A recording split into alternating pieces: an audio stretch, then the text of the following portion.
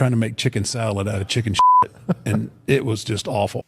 I've turned chicken salad into chicken shit. I will continue to do so. Making chicken salad out of chicken shit. Make chicken salad out of chicken shit.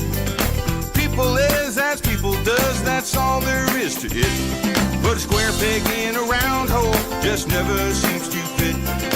This is Bianca Belair. Hey, this is Kevin Owens. Hey, it's Seth freaking Rollins. It is the man, Becky Lynch. It's Rhea Ripley here, and you're listening to Wrestle Radio Australia. Hello and welcome to Making Chicken Salad, the Wrestle Radio Australia show where we talk about everything going on around the world of wrestling. My name is Lachlan Albert, and we're back to a full crew. That's right, I've got three wonderful co-hosts this week. We've got the man behind the podcast, Todd Eastman. Boss man, how are you? Yeah, I've been better, but I'm okay. I'm good because I'm here. Let's talk about that in a second. Yeah. Before we get there, we're also joined by the brain behind WrestleBrania, Jeff Setti. Jeff, always good to see you, mate. Always good to see you. And guess who's back?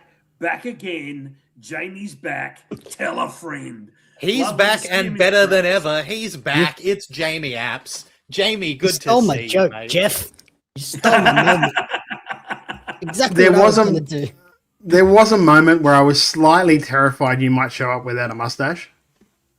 Ooh, the I'm not thought allowed to didn't do even that. occur to me. Well, I would have just like put your vision up and then an old photo of you for the whole show Okay. until it grew back. Be a few weeks. Oh dear. It'd take a moment.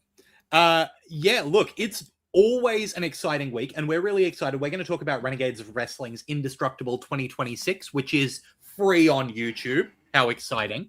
And we're going to talk about everything going on around the world of wrestling, including some names for the Spider Cross Body Biz thing that's going on, you know, what's going on in the Continental Cup, the G1 Climax, AEW, WWE's had a debut, all of that stuff. But let's get some shit out of the way first. Okay? Todd, do you just want to take lead on this one? Yeah. Yeah, I might as well. This week in that podcast, it never seems to be able to stop talking about us, which is like, welcome. Thanks for listening, guys. Decided they would have a crack at me for talking last week in a roundabout way about saying that Shelton Benjamin was going to be on the ACW show. Basically saying that, I think they basically intimated that I was a liar. And then also went on to intimate that maybe I can't tell the difference between African folk. Which is very classy, lads. Well done. I mean, very, very smart. And also saying, what was it? Saying that what was it? Question my journalistic integrity. I think that was the other thing, wasn't it, Jamie? Yep. So, having journalistic integrity means that you keep receipts on things. So I think maybe I just show my receipts to prove that I am not a liar. To prove that, because I could go one way and I could just talk shit on these people and then just like, why lower myself to that level when I always find at the end of the day, the truth always wins out. Like if I can just show you guys the truth and go, hey, this is what I heard, this is what I was talking about, this is who I was talking to, this is what they said. In the end, all of the other stuff that they say, the noise that they say, does not matter in the end. So I thought what I would do, and Jamie, if you could help me on this. Here, I just want to get it up. So I have all the messages I had with Hassan, who is the owner, of course, of ACW. Now, if Jamie, I can throw up the message and the chat. If you can read Hassan's part, and I will read my part. Does that sound reasonable? Easy. Okay, so here is the first message. And this is what I talked about too. If you remember last week on the show, I said that I'd seen the ACW press release about the signings with Bobby Lashley and the fact that it had in there the Hurt. What are they called? The Hurt Syndicate. Hurt Syndicate. Business Syndicate. Yeah, Business Syndicate, one or the other. experience. So I screenshot that and I sent it to Hassan and just said, hey, mate, just clearing something up. Does this mean MVP and Shelton will be joining Bobby? It'll be just Shelton. MVP can't come, but we aren't announcing Shelton, just Bobby. Okay, and I said, okay, so I don't mention it.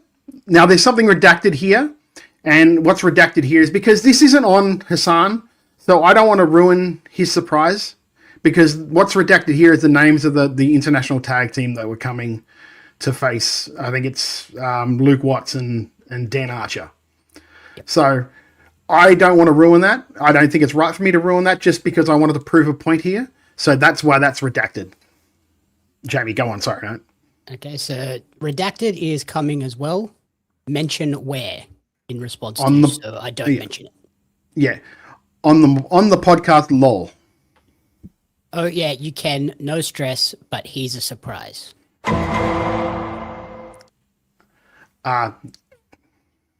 Okay, so Shelton said to hint it. Okay, all good. Thank you for mentioning ACW again. Let me know which video I'll watch it. We'll promote the meet and greet, etc. So that happened. So that's where we were. Gosh, there we go. That's where we were coming into this show last week. So when we said everything we said on the show last week and it said, hey, there could be a gold standard at the show, blah, blah, blah. I do know that MVP can't make it, but we hear rumors that blah, blah, blah, blah, blah. So then at about, I think if you look at the timestamp on it, we'll just double check it. The timestamp's like 10:20. Okay, 10:20 in the morning on Friday, which is a good, let's say, like 12 hours after. 12 hours after we'd actually recorded the show live, and I get this voice note from Hassan. Hey Todd, hope you're well, man. A little bit of change of things. Shelton wouldn't be able to make it. There's a bit of issue with visas and stuff, so he wouldn't be able to come. So when you guys do your podcast, just don't mention him, only just mention Bobby Lashley. So MVP cannot come, he couldn't get the visa in time, so it's just going to be Bobby at this time. So, all right, too late. We did it last night.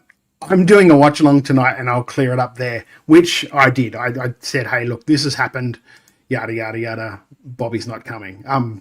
Shelton's not coming. That's going to help you guys. So, yeah. So that's basically the gist of it. So just to prove that, hey, I didn't make shit up. I do know the difference in my hurt influence people or business people. I do know a difference between them. It was supposed to be happening, unfortunately, and if anyone's been watching stuff that's going on in AEW, in WWE, visas are a real big fucking issue at the moment. Getting them is not easy all the time. So, like, it's a perfectly understandable thing that could happen. And they, of course, would be trying to promote that meet and greet with saying the full names of the people, because they assumed that they were going to be able to come out. They assumed they'd be able to get the visa and all of that good stuff was going to happen. So, like, again, this is nothing on Hassan. He has nothing to do with this problem, because every interaction I've had with him has been professional and upfront. That's why I'm not ruining who that international... If I wanted to be real petty, I could have just ruined who the international tag team are going to be. I won't do that because that's just... It's not cool. So, yeah, that is basically where we are on that one. And then later on in the week, there was... I do know that ACW had advertised that Lord Andy Quinn would be on commentary. Yep. Andy then let me know this week that he'd been taken off commentary for reasons, and gave me a statement to have, and I don't know if you want to read this out, Lachlan, because you're very good at doing the reading out thingy.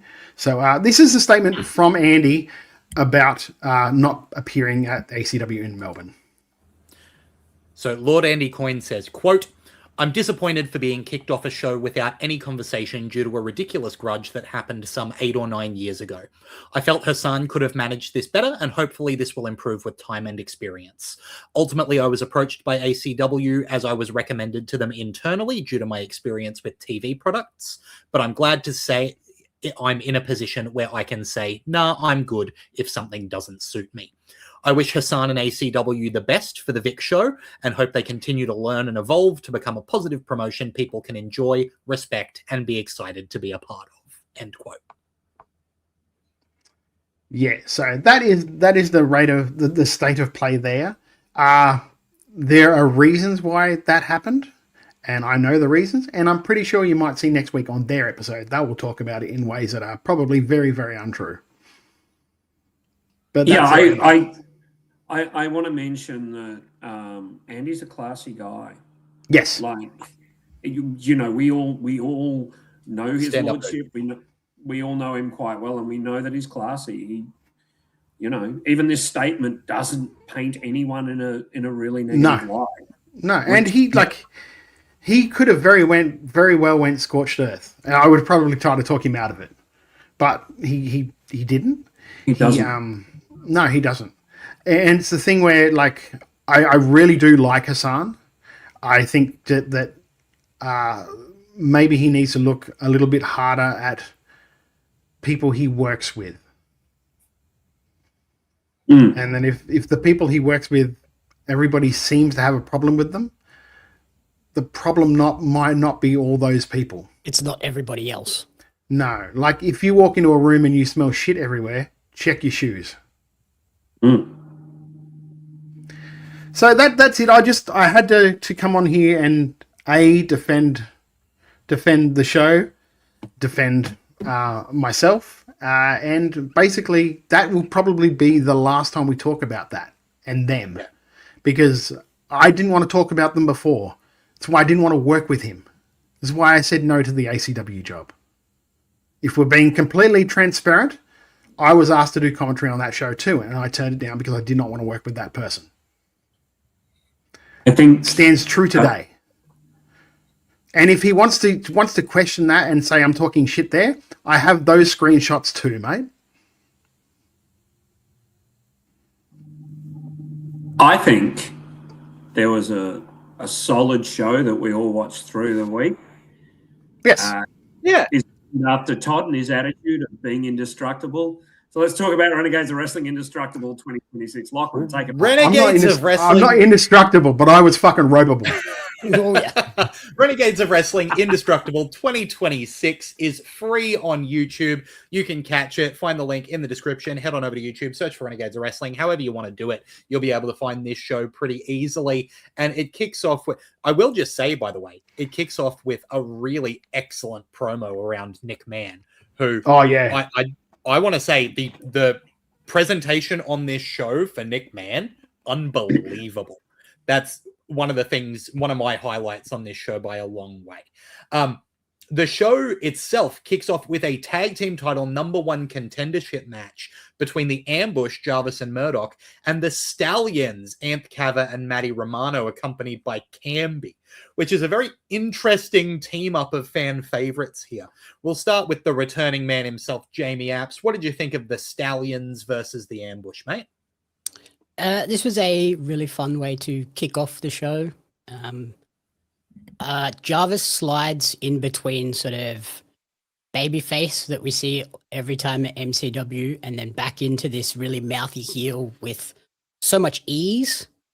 And then Murdoch's facial expressions are phenomenal. He does such a good job of getting the character over with just his face and not everything else that makes it really special. Madman is just like, he has embraced Madman so much. And then the chemistry for the Stallions was really nice as well. I was enjoying them as a team, and I think there is a lot of potential there as sort of the next big babyface team coming through the Renegades roster.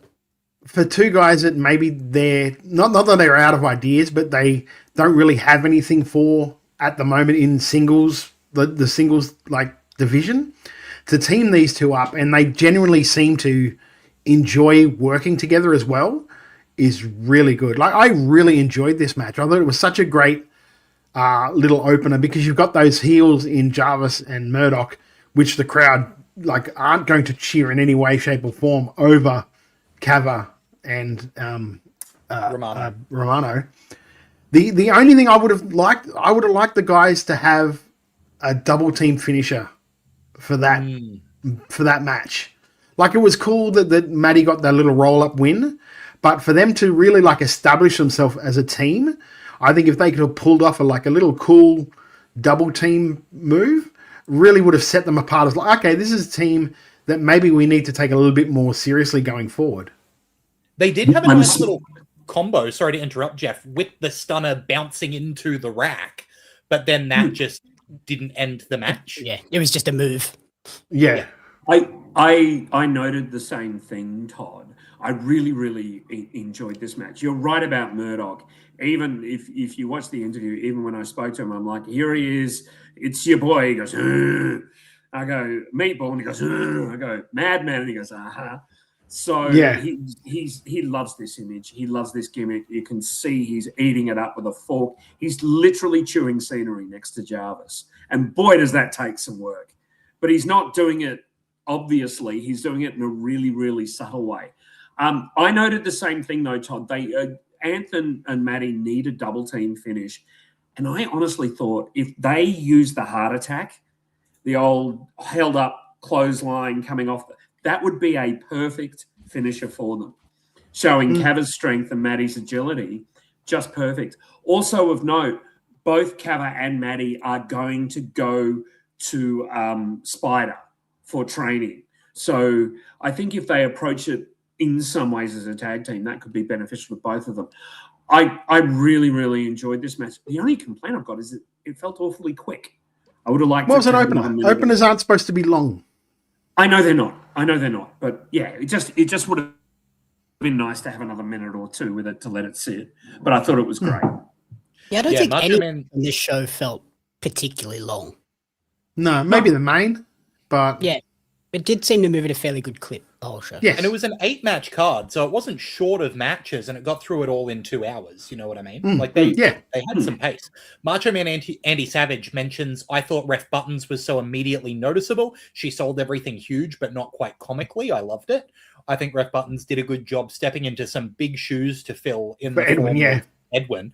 Like, and I don't know how much experience she's got. I think there's some moments where she can learn to be a little more present in like she's a mayhem the match. She's a relentless student mayhem referee as well, because she did a really good job. I would have liked to have seen a little more control of the tag teams in the ring, but other than that, she did a great job, or at least visibly trying to control them. Alex Fireheart said that the team of the Stallions could even do that Hart Dynasty variant where Tyson Kidd would do a springboard clothesline for the heart attack. I like that. Yeah, that was good idea, Alex. Yeah, that'd be sick. Michael from Moonsault Press does mention Buttons has done a few Mayhem shows, and you can tell it wasn't her first show. Like, she knew what she was doing. I thought that this was a lot of fun as well. I think that, these guys know exactly what they've got to do in this type of match, and they nailed it. The way Jarvis moves is unbelievable. Like, he is so good at being in the right place at the right time and then bouncing off of one move onto a guy's shoulders. Like, the fact that he was in all of those spots perfectly is amazing.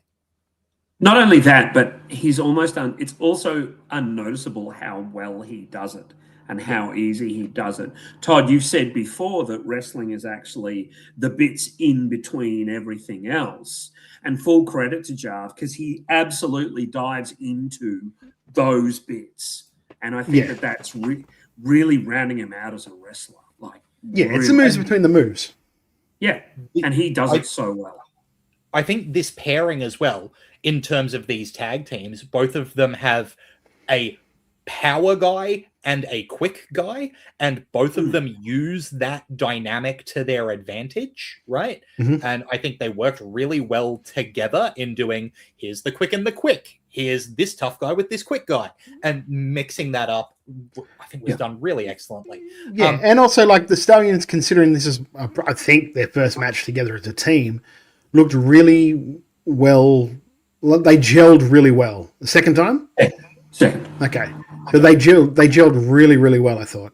Yeah, fantastic work. I will mention it here just because I want to get it out of the way in terms of commentary. This was not the strongest I've felt, and I think Funtime Phil is someone who's got a lot of really good insights, but I don't know is necessarily the perfect voice for the kind of commentary he's doing, right? I think you've got a really good play-by-play guy next to him, so I would really like his commentary to be a bit more about what it feels like to be in the ring. And, you know, when we talk about the main event, when he mentions his history with Mad Dog, that's great. And then he kind of leaves it at that and tries to call the match a little bit more, which I don't necessarily know is the strength of Funtime Phil in that spot. I would love to have more of the, the old school color commentator talking about what moves feel like and that kind of thing. I kind of like to be in that spot. I kind of feel though that, and it's more. It seems like it's a thing with Renegades where they're not quite sure what they are as a brand, so the commentators don't know how to present themselves as a brand. Yep. So Phil sort of goes between this half Wrestle Rocky, half normal commentary, where he's not quite sure what the area is he has to go into. So that could be it. I personally didn't mind it. I thought he was good. I find him funny in the right spots and doesn't overtake a match. Like I like the fact that he didn't go in depth in what his history is with Mad Dog because the match isn't about him. Yeah. Yep. Renegades is maybe one of the only promotions in the country that I think maybe a 3-man booth would work. Oh yeah. Because like if you have Lindsay as your straight up dry play-by-play guy, then you can have the sort of color guy, and then you could have a Phil with the Taz role, the insights into what is wrestling and what it's like to be in the ring. Mm-hmm. I think it's the fact that maybe because I don't know where Julian's been, because that could be the answer right there. Just putting Julian in between like Fox and I was going to say that I do like I agree with you. I like Fox as a commentator. I like Funtime Phil. I think he added bits at the right time. He didn't over talk, which can often be an issue with color commentators particularly. But what I feel is that Renegades needs to settle into a duo long term because at the moment, no one's getting the rhythm up. So this is, to my knowledge, Phil's first time. No, he's done it before. He's done. Yeah. I think that is just a independent wrestling thing. You can't always have the guys there. Who's available? So you just go, who's available? I know I've been thrown into commentary at Pro League because, like, last minute someone got sick. Todd, do you reckon you can do your match and then go and do commentary? Cool. All good. And especially in Melbourne where there are so many promotions and there's oftentimes double shots going on. Yep. Guys may not be available because they're booked somewhere else. No, but I mean, Lindsay's great, but all I'm saying is that it's hard to judge because we're not seeing a settled duo. That's my point. They had DCT on commentary as well for a little bit. Yep. And absolutely. DCT's great. DCT is really good. He does fulfill both a witty commentator and also the role of this is why this hurts. I like DCT so much. And Lindsay is fantastic, but he's also got the challenge of doing the ring announcing and the commentary. And when you've got a 2-man booth, and so you end up with those silent bits when he's moving between the ring and the commentary table, and you've just got Funtime Phil there, it's a really hard role to fill, both doing both jobs and being the person who's more of a color commentator, but having to fill those gaps is tough. Honestly, that's the bonus for if I've ever had to do commentary with like maybe yourself, Locke, or Seb, this podcast helps me just be able to talk. So I can kind of fill those gaps and send it to the guy. Whereas like Fox isn't used to doing that. Fox wouldn't really know that maybe I should talk here, maybe I should, because you don't know what they're doing also in production, because of the post-production thing, they could be cutting to a bloody promo. You just don't know. And that's the other thing, right? You don't want to be talking somewhere where they want to be able to make a clean cut. So Yes. it's a tough situation for the commentators there. So credit to them for the work that they did. But moving on in this show, Indestructible, the next match was a 4-way match with Kobe Reed, Ryan Rapid, Rod Long, and TJ Wilde. And this felt like Ryan Rapid was pretty clearly the general in this match. He was the guy who was coming in with the biggest name recognition and keeping a lot of flow with a few guys who, not new guys, but people who've had a little bit less experience, as you know, in singles at least, right? In the form of TJ Wilde, Kobe Reed, and Rod Long. I love Kobe Reed's new look. I think it's a great change for him that makes him look like a whole new wrestler. I think TJ Wilde is someone who keeps rising in my estimation. And Rod Long getting the win here, I think was a just fantastic choice. That is such a fun character. The crowd at Renegades are immediately eating it up. They love what he's doing as Rod Long. He's got the look. He's got the right music. The moveset fits with only like a couple of tweaks on what he was already doing. I really enjoyed the Rod Long of it all. But see, as much, and I 100% I agree with you. He's like great gimmick, great character. That is also a Wrestle Rock gimmick. Yes. So this is what I'm saying. Where you're like, I'm not too sure where they, like, I don't know if they know what their brand is, because normally Wrestle Rock gimmicks are Wrestle Rock gimmicks, caricatures. Yeah, you're not that gimmick anywhere else. Yeah. Whereas like it takes off and it's good. And I completely understand why you would do it. It's just that whole thing of like bleeding those two things where, okay, so what are we? While we're zooming out on that, like just to jump on that, you've got this whole, you know, the main event has Mad Dog in it, who's just like, you know, rough and tumble. Then you've got the Rod Long of it all, you know, where he's coming out and doing the, you know, straight up Wrestle Rock, I'm a sex guy gimmick. But then we've also got Nick Mann, which is turning what was someone who presented themselves as a very Wrestle Rock character in Brother Gore and going, no, we're actually doing this straight down the middle. He is a fighter. We're going to present. So it's like, well, even in, and I know we're diverting from the match, but we'll get back to the match in a second. Diverting from that, when Nick Mann had his promo, he was just like, I've been Brother Gore for years, and that has a ceiling to it. Like he said it in his promo, like I was never going to get to that top level being Brother Gore. And these like we'll talk about that later, but 80s caricature characters have always had that sort of ceiling that even back in the 80s, it was, you weren't really seeing these guys. The Repo Man was never going to be the world champion. Yeah, awesome. They might get there for one pay-per-view, but they're not going to stay there. Says Vince. But I actually really enjoyed the match, the 4-way. I think Rod Long, great character, love it. My thing is, like, if you're going to do it, just do it everywhere now. Just be Rod Long everywhere, because that will get over. Like the confusion of like trying to build a following when it's not an exclusive Wrestle Rock crowd. That's where he's going to have trouble with that, because if he's like his other character everywhere else. Yeah, are you doing a Ben Barnett social media and a Rod Long social media? And like, how much can you commit to all of that, you know? That's right. I think Ryan did a great job generaling the match. I think he did really, really well. I love this new look from Kobe.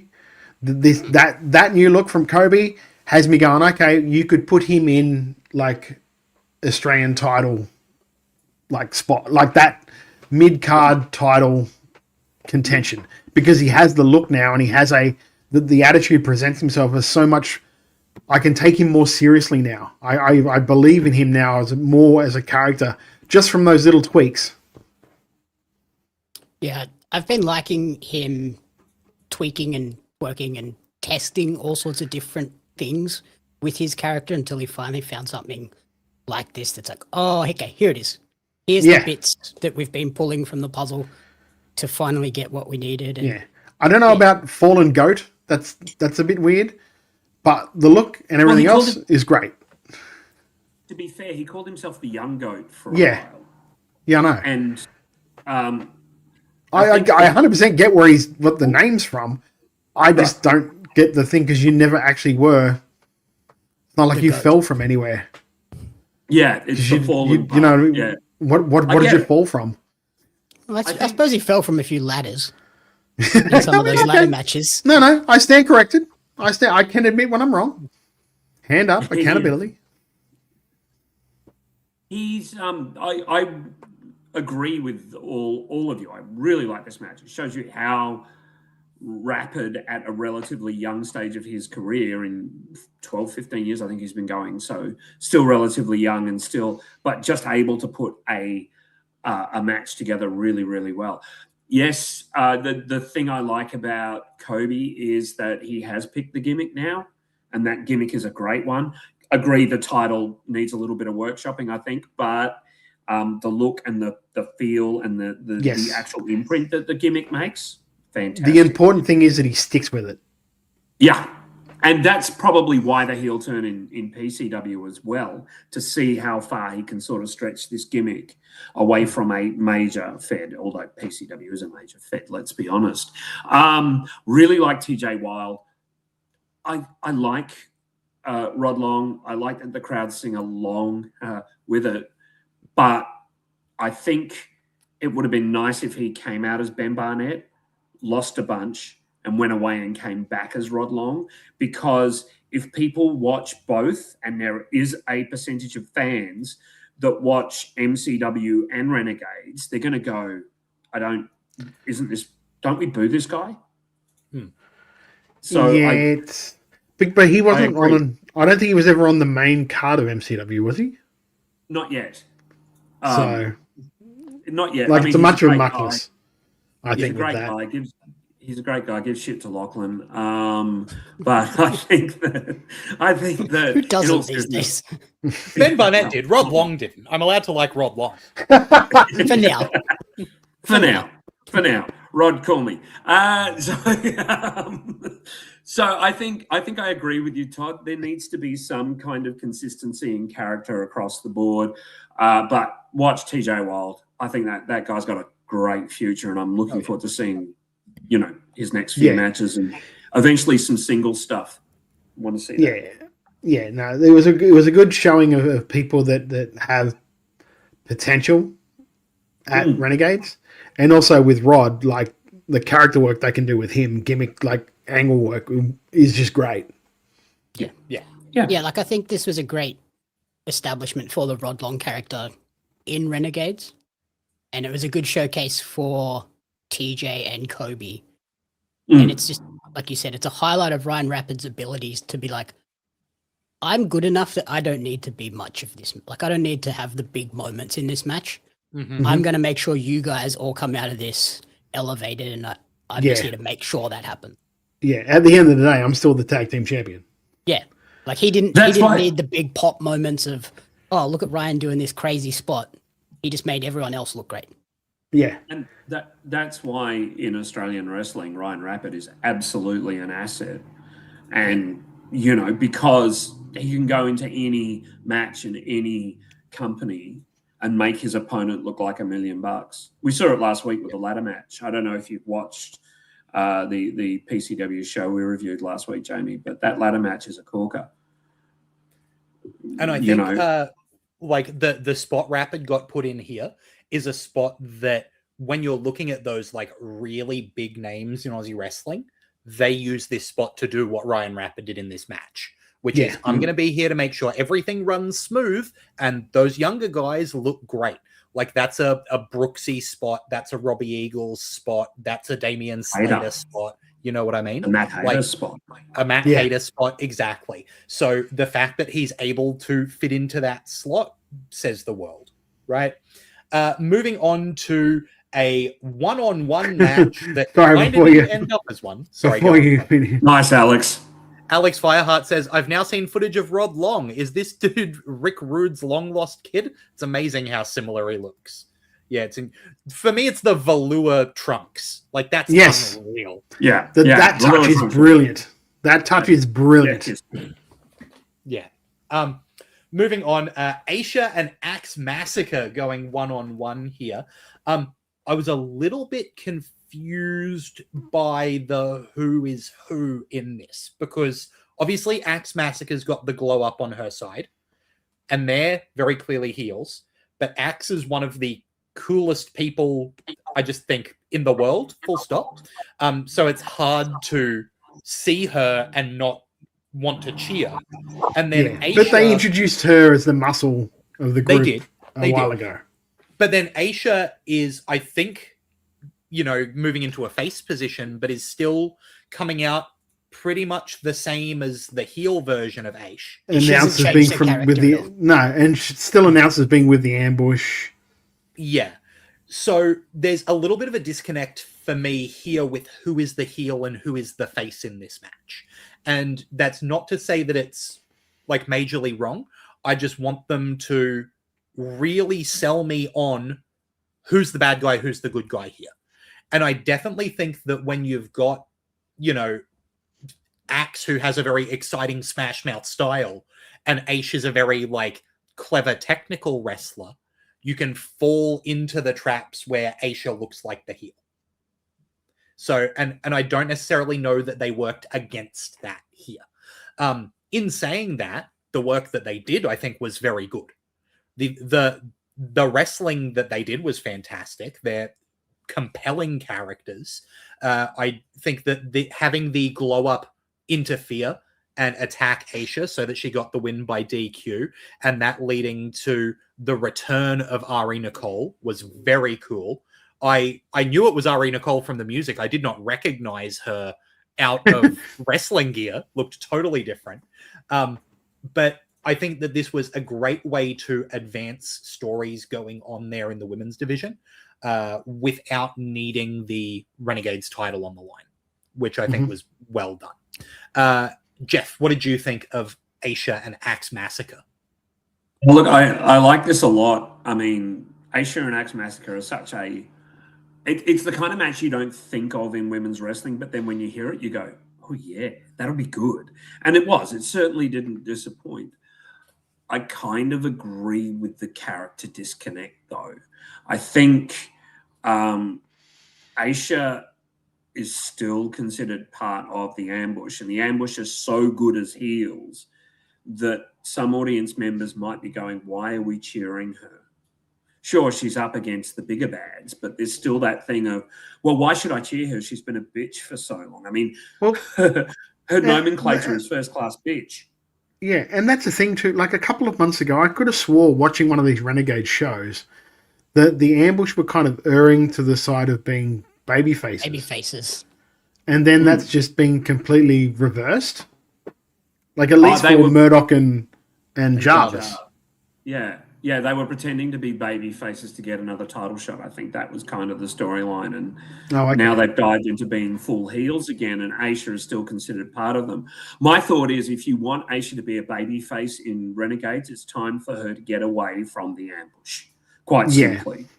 She didn't walk out with them. She didn't I think only commentary put her over as being a part of that group. And even that is kind of a shame. That they did, because then people watching would hear the ambush and remember some of the things she's done and go, oh, yeah. I think that they've flipped and flopped a little bit with Aisha's character since the whole Indy Hartwell thing of about a year ago, and they haven't found the consistency yet. And I really would like to see that. I can't say enough good things about Axe Massacre or the Glow Up. I thought the Glow Up were great in their role of being, your mean girl high school bitches. and they were really, really fun. They're really good in their role. I like Axe Massacre a lot, but I do think they need to bend down Aisha as either a definitive face or a definitive heel, because this, for me personally, not working. I think that's where Michael has the key to it. Like Michael from Moonsault Press says, it would be interesting to see Aisha's relationship with Ari Nicole in the tag match to see where her character is. If anything, Ari could really help her make that transition to being a babyface. Absolutely. And none of what I'm saying is a knock on Aisha personally. I think she's phenomenal. But I think just that little bit of character direction from the management is kind of needed at this point. Yeah, Beetle Bailey says, I was having the unsure feeling of who's the bad guy at Ballroom Brawl when I went. Yeah, it's hard when no one makes a definitive turn. Yeah, she's a different character everywhere as well. Yeah. Sometimes you have to make that definitive turn in front of a crowd. Yeah.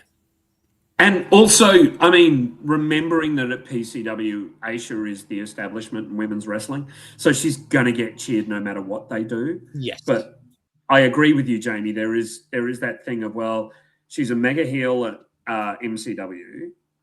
We can't be sure at Renegades. She's a heel at Wrestle Rock. She's a massive face in PCW. Yeah. But then it's I also think it makes it tougher that, some places she's a heel, but because she's the establishment, she gets cheers. So even if she's getting cheers, that doesn't mean she's not a heel. Like, yeah, she's doing heel things, but because the crowd are like, "Oh, we've seen you from the start. We loved you." It's Aisha. We like her. She does that. Like, it was like when that's just Aish. Don't worry about her. It was like when Robbie tried to turn heel for that bit, and it took a very long time for the crowd to finally buy in and be like, "Okay, yeah, we're going to boo you," because he was Robbie for so long. It's like, yeah. Well, it's not to like bring it on to me, but I haven't really changed my character that much at all at Pro League, and they're just like, "Oh, that's just Todd." That's Todd. We love Todd. Yeah, he's an arsehole, but he's our arsehole. Yeah. A couple of comments in the chat with Macho Man Andy Savage saying Ari looked like a fucking hoss. I don't know if she's going to be here long. She's shut up quick. Like, eventually they're going to have to run. They're going to have to stop taking people. Eventually, there's going to be a no more room at the inn. You know what I mean? Eventually. Also, and remember, more Australians. We can have one. I think it's safe to say that Ari Nicole is less than 5 years in her career. Let's just give her a little bit of leeway to sort of grow and become the performer she's going to be before we start saying people aren't going to be here long. No shot at all. Oh, look, you say that, but there are certain people that you look at and go, well, they're gone. I mean, look at Delta. Yeah. No, she wasn't that long into a career at all, and you're like, well, she's not fucking here very much longer. Yeah. On sort of Ari's growth, the run in at the end I thought was a bit weird. Like, she made the save, but then just kind of stood there and waited for the glow up to come to her. Yeah. If you're watching someone get beat down so badly that you run from the back to make the save, you've got to actually make the save. Yeah, that's where you run in, you grab one of them and throw them off. Then the other one turns, you hit them. Yeah, 100%. But again, got in the ring that's just age and experience in the business. Yep, that was my one critique of the thing. I was like, oh, that could have been a bit more of a punch at the end to really cement that. Yeah, I also think she drop, gets in the face of Axe backs away. Yep. Yeah, we're spending a lot of time talking about our confusion with these stories. I think largely because the in-ring is mostly unimpeachable, right? Yeah. Everything that is happening in the ropes in all of these matches, they're doing good work. And I think that's also going to be true of the next match, where I've got a couple of question marks. So we'll see how other people are feeling. This one was Tyson Reed with Chloe St. James versus Sam Giannis. And it was for the Renegades of Wrestling Australian title, with Tyson Reed getting the win, becoming the new champ, taking the belt from Giannis, and also breaking up with Chloe St. James in the process. I am going to get my tiny little thing out of the way, which is, you would think Tyson Reed at this point would stop holding guys like that for the White Monster spin. Because I don't know if that's required. They duck every time. Stop holding them like that. Well, at least turn your head. Turn. Just in case. I'll throw this one to you, Todd. What did you think of Tyson Reed becoming the new Renegades of Wrestling Australian champion? You're underwater. I mean, if you wanted to make him more hated than what he already was, which I didn't think was possible with that crowd, they did an excellent job with that at the end. that the story they told is so good because you look at it and you're like, I have no idea why he's getting rid of her. Why is he getting rid of, like, she is the one that's doing it all. She's the reason you won. Yeah, she's the reason you won. And when you lose, it's because you screw up and don't hold the guy. It's never her fault, and yet you're still blaming her for all of that. I love the fact that, like, it's just that in his head, he can rationalize why he's doing that. But for all of us, we're like, well, that's bullshit. That's perfect heel work. Perfect heel work, I think. Match was really good. Like, these two are you right making faces at the dog behind that can't see you? Yeah, I'm sorry. There's a dog behind Jamie. I'm incredibly distracted by a puppy. They are two perfect representatives of, like, the mid-card at Renegades. Two really, really good workers that maybe we don't want to quite elevate yet to the heavyweight title area, but they're going to put on fucking bangers in halfway through the show that'll send the crowd to, like, an intermission, like, really ready to come back and watch the next half of the show.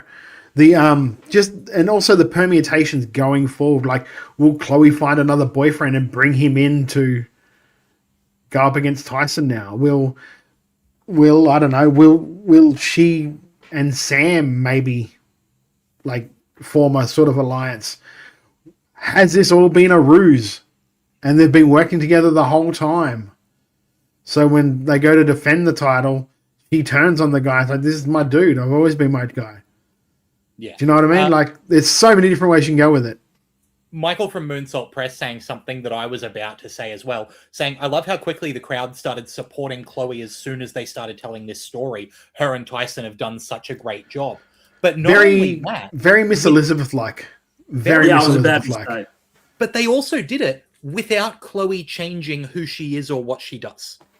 Right? That's still Chloe St. James, and it's the same Chloe St. James that has been booed to oblivion over the last, 12 months?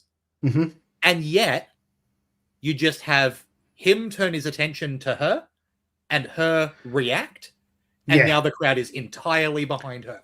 It's because, like, at times, she was getting more heat than what he was. And so now they've successfully transitioned her heat to him. Yeah. Which is brilliant. They did such a good job. They're doing such a good job with this. Yeah, couldn't agree more. Jeff? And, like, if Chloe is looking to step into the ring in the future as well, they've just made one of the biggest baby faces in the women's division as well. Oh, man, could you imagine if they build her up to almost winning the women's title and then he comes in and screws it? Oh. Yeah.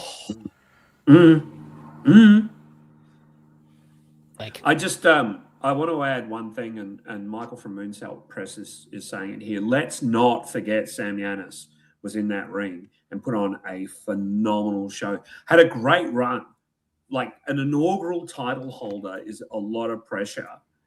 And when Yanis won, and I like Sam, and I think he's a great worker, and he's certainly a clever mind in terms of wrestling. But when he won, I was a bit sort of, that guy? Okay. Yeah. Let's see. Let's play it out and see where it goes. I think all four of us said that, but he did a great job. And the true indicator of a championship is how you lose. I've always felt that way. And I think that he nailed it. He did such a good job getting Tyson over. He has made the title better after he left it. And that's all you really want from a champion. Is to leave the title better than you found it. But I think when he won it, sorry to interrupt, Jeff, but one of the things we were saying was, I think a character like him might be better in the chase than in the hold. And he did not hold the title for an exceptionally long time, but in the time he did hold it, he set a template for what a good babyface Australian champion should be. See, this is the thing, because of the reign like that, I'll equate it to this, like, Clydesdale has got a hell of a problem having to follow up Brooksy's reign with that title. Oh, yeah. To the point where, like if he doesn't do a good enough job, he could be, like, referred to as, like, the honky-tonk man of that Intercommonwealth. I was about to say... You have one bad match now, and it's like, oh. Yeah. I was about to say Honky followed Ricky Steamboat. Mm-hmm. You know? So But I think that the strengths of the Clyde of the Dale cannot be underestimated. His no. But it is definitely a pointed shift in what that title is now. Sure.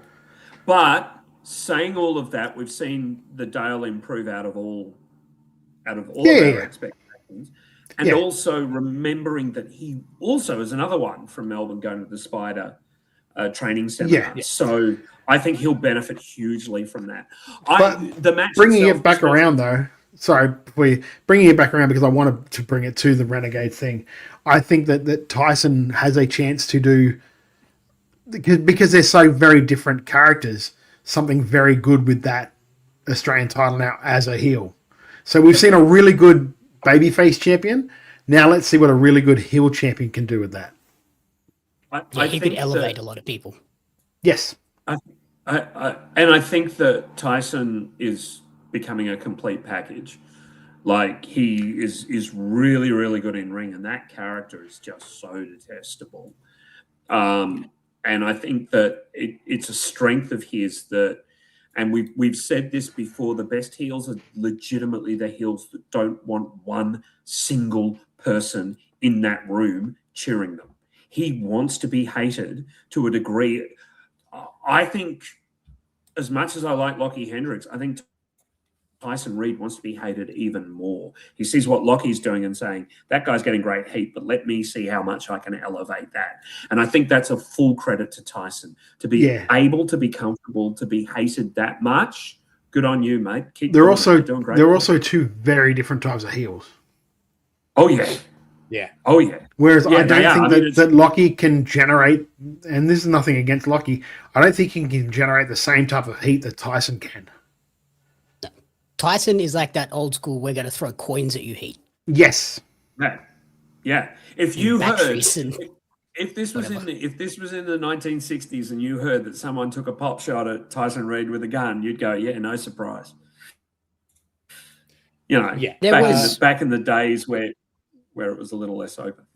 There was also one spot in this that I thought was like really just gross. The air raid crash on the apron. Oh, the apron. Yeah. Oh, yeah. God, that was disgusting. That was not like that. Please, no more of those. Yeah. Woof. Moving on, because clearly we could talk about Tyson Reed all day. Mitch Waterman went one-on-one with JXT, who was accompanied by the Musketeer and later the remainder of the JX team. And this led to a big bit of chaos before Mitch Waterman challenged JXT at the next show to a hair versus hair match. I'll go to Jeff first. What did you think of Waterman and JXT here? I really like this. I like the character that Waterman's showing in Renegades. This like white meat baby face who's got history and who's got like sort of accepting the responsibility of being the guy. I really like that. And JXT is so good in any role. He could be a face or a heel and you'd go, yep, I get it. I kind of feel like Mitch is like a dark meat babyface here. Yeah. You know what I mean? Yeah. There's a rough edge to him. There's a like, yeah. He's not like the shaking hands and kissing babies babyface. He's the kick-ass babyface. He's stone cold babyface. He's a stone cold type babyface. That's a good way to put it. White meat's probably not the right way to put it, but I do like that Renegades is giving him some mic time because I thought his promo about JXT was really good. Like, oh yeah, you wear footy clothes, but you're not able to kick a footy. I thought that was a great line. And things like that, where Waterman's almost saying, yeah, this is what I was, but look at what I am now. Look at how good I am now. And he proved it in ring, and the whole match told that story.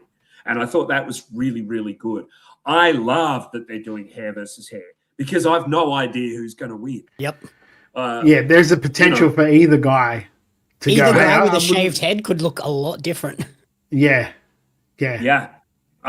And I mean, it's no secret, but congratulations to JXT. We all know he's about to become a dad. So, you know, he may Don't give away what might happen. But, well said, Todd. But I really like this. I like the JX team. I think that's a really nice thing for a heel JXT to have. And yeah, there was no. Again, this is one of those. No way this match was going to be bad. Yeah. Todd, what did you reckon, mate? It kind of felt like going the way it was going. I'm just like, oh, okay, that's what we're doing here. We're done now. But then it was like it's just the first act of the play that they're telling. Yep. So that made perfect sense after the fact. Like during it, though, I'm like, all right, these guys are just doing it. Yeah, 100%. It was like, all right, what did someone go over? And they're like, sorry, boys, you're cutting 5 minutes off your time. I had that similar feeling of like, oh, we're getting right into the fire and bad blood of this story straight away. Yes. There was no slow build to it that you normally get with these sort of grudge matches. And then obviously at the end when it's like, oh, this is just the prelude to what is actually the end of this story. Yeah. I was like, 100% okay, that's why though. this match was like this. 100% though, if JXT loses and has to shave his head, he's doing the Punk with a mask gimmick. Oh yeah. Yeah. Yeah. He's 100% doing that. I think he until could it grows have out a so bit, much- and then he can look and cut it nicely. Yeah. I think he can have so much fun with this. And I mean, Josh is a bit like Ryan Rapid in that we know whichever match he's going to do, he's going to make everyone look good. And so I like this. Yeah. Yeah, Alex. I 100% co-sign this. Yeah, if either of them does fully commit to bald, it'll be commendable. Too many times you see that. I mean, I think one of my biggest criticisms when they did it with like Clydesdale. Yep. Didn't they do a hair versus hair match or something, and he barely had anything taken off his head? Yeah. Yeah, he barely had anything taken. Like you got to shave that sucker. Fake mullet that just looked like his normal mullet. Yeah, you just shave that sucker the whole way. Like do it or don't do it, or don't do the angle. Or even like in AEW when they did it with Wheeler Yuta. And then he just wasn't on TV for like 3 weeks. And then he came back. Yeah, that's an AEW thing. That's an AEW thing. That's not necessarily his.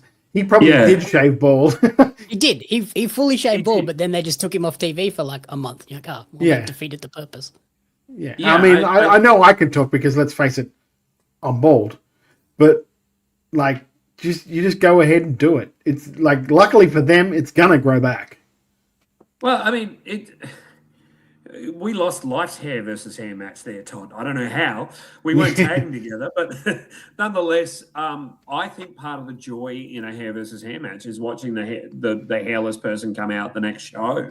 Yeah. And it's a shame that AEW didn't follow that up. I don't even mind the buzz cut, but just do it so it's a noticeable change from what you are. Yeah. You can't Not just like you got a short back and sides. Yeah, even Mitch. Like if Mitch loses and has to cut his hair, he can come back with sort of a shorter, like my sort of haircut. And he's going to look different because he's had the long hair for so long. But still, then you just shave it to like a 1. It's not in the spirit. Yeah. Or a 0. You don't have to razor shave. A 0? Yeah, on the sides, bro.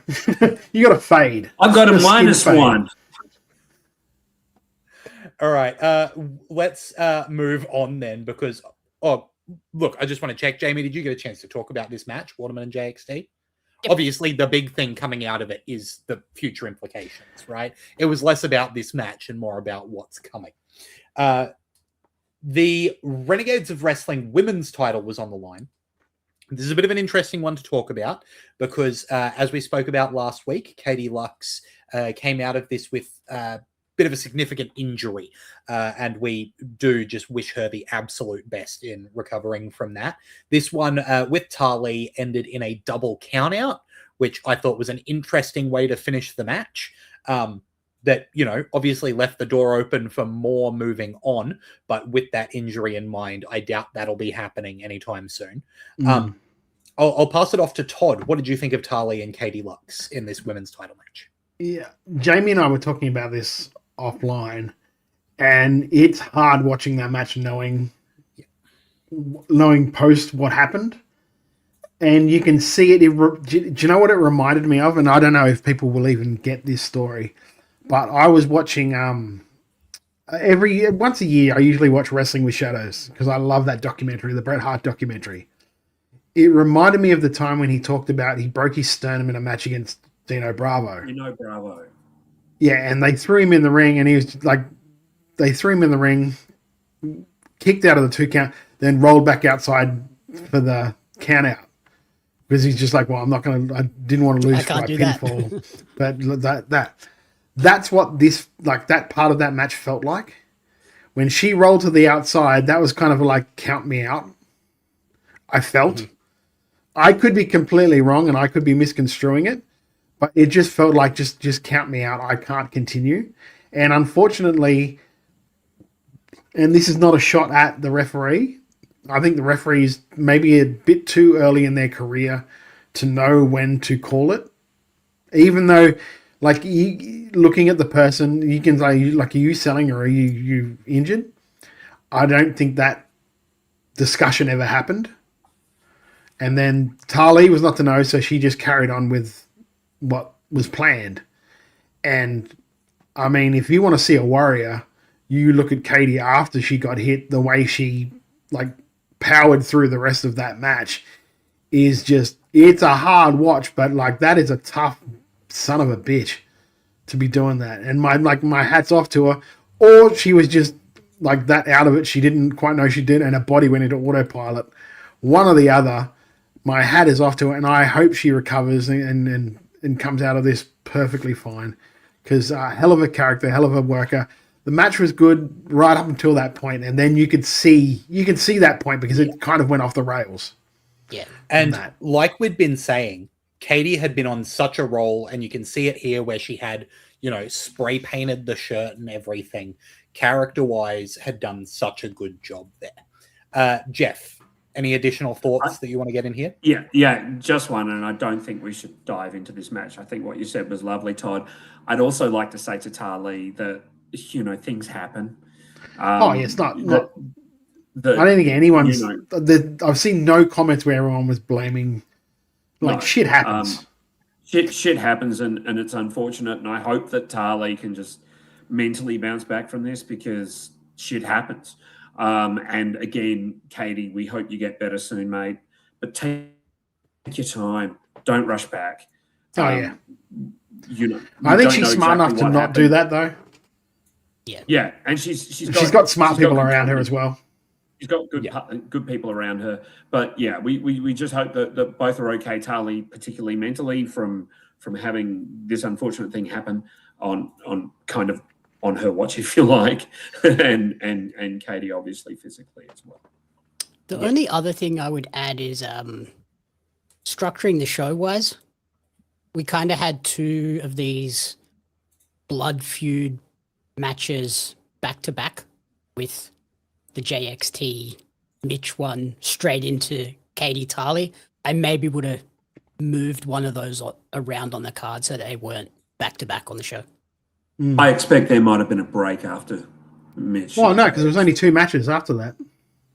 Yeah, but 3 matches at the end is sometimes quite common for Renegades. A front-loaded first half and then a short second half. But do you think that Waterman match would have happened right after the big title change with Tyson? I would have thought the gap would have been after the title match. And also, Nick's match wasn't exactly a marathon. No. Very good. So I maybe would have swapped the women's title and the Asia match just to spread them so those 2 blood feuds weren't back to back. Yeah. Also, maybe they just didn't want title matches back to back. Yeah. Yeah.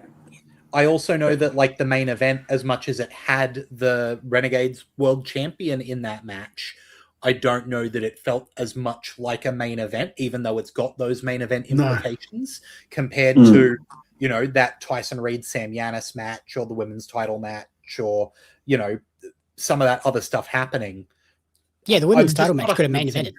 I maybe would have had that personally. And the women's titles main evented Renegades before, right? Yeah, but maybe if the intended finish was a double count out, you can't really do a main event. Yeah, that's true. Yeah, true. Anyway, no, I would have ended. I would have ended the night with Tyson Sam.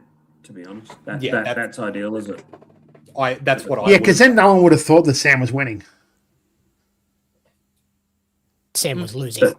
Sam was losing. Sorry. Yes. It'd be the send them home happy match, and then you have exactly. Tyson absolutely. And then they not send 'em didn't. home happy. Wow. Yeah. Todd loves that sort of finish. Move on to a match that Break we've their hearts. mentioned a couple of times here.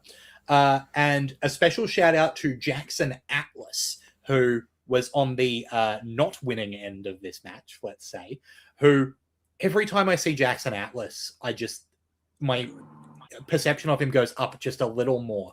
Everything he does, he nails. A really good workhorse heel who is happy to get beat to make someone look incredible.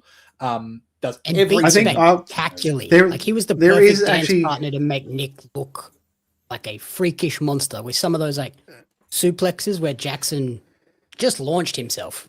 Yeah. There is some, before we get into that, because this is a good thing, we're going to talk about the good, because Nick Man thing was really good. Yeah. We did kind of fly right past something that we've pulled other promotions up about. Oh, yeah. So it's only right that we pull up this promotion as well.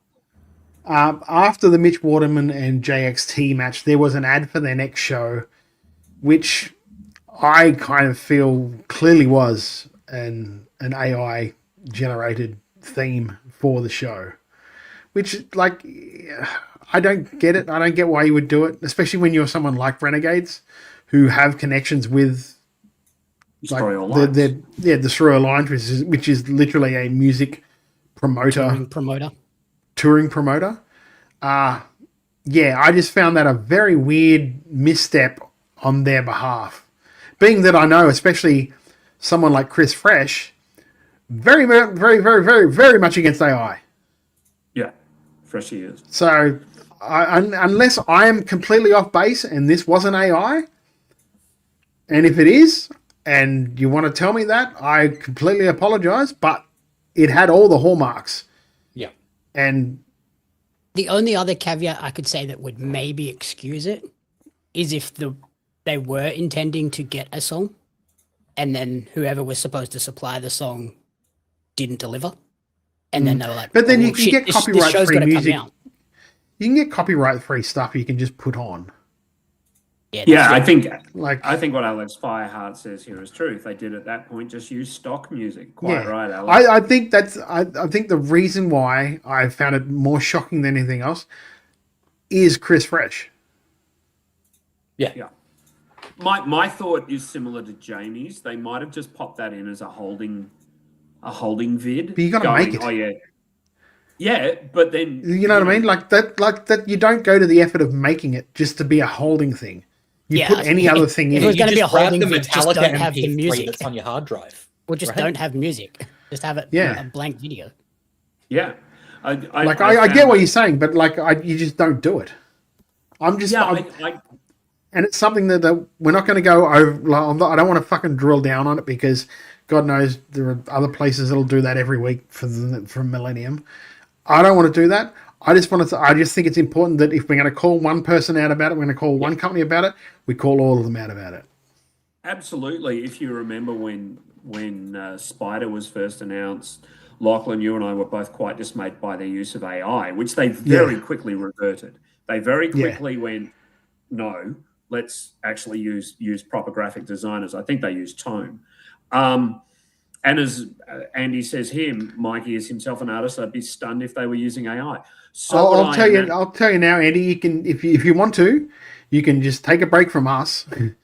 Go to the Renegades YouTube. Go to the show Indestructible. End of the Mitch Waterman JXT thing is where they play the ad. You listen to yourself and then come back and let us know what you think. Yeah. Because it sounds like it. But let's move to what I feel is probably the best part of this show, and that is the Nick Man Jackson. The Nick Man introduction. Yeah. I adore Jackson Atlas. I agree with you, Lachlan. He's so good. The other person I want to shout out in this is Jake. Jake is doing such a lovely job in this role because Nick Man is front and center. And Jake is a nice complementary piece. And that's hard probably for him to do. Jake's a lovely guy as well. But when he first became the Australian hero, he walked up to me and Nick Galea and went, I'm doing it all for you guys. You guys. It was just so have they just completely dumped that as a gimmick and idea now? And this is another like pivot for him? Who knows? As like Coach Andrew Arthur?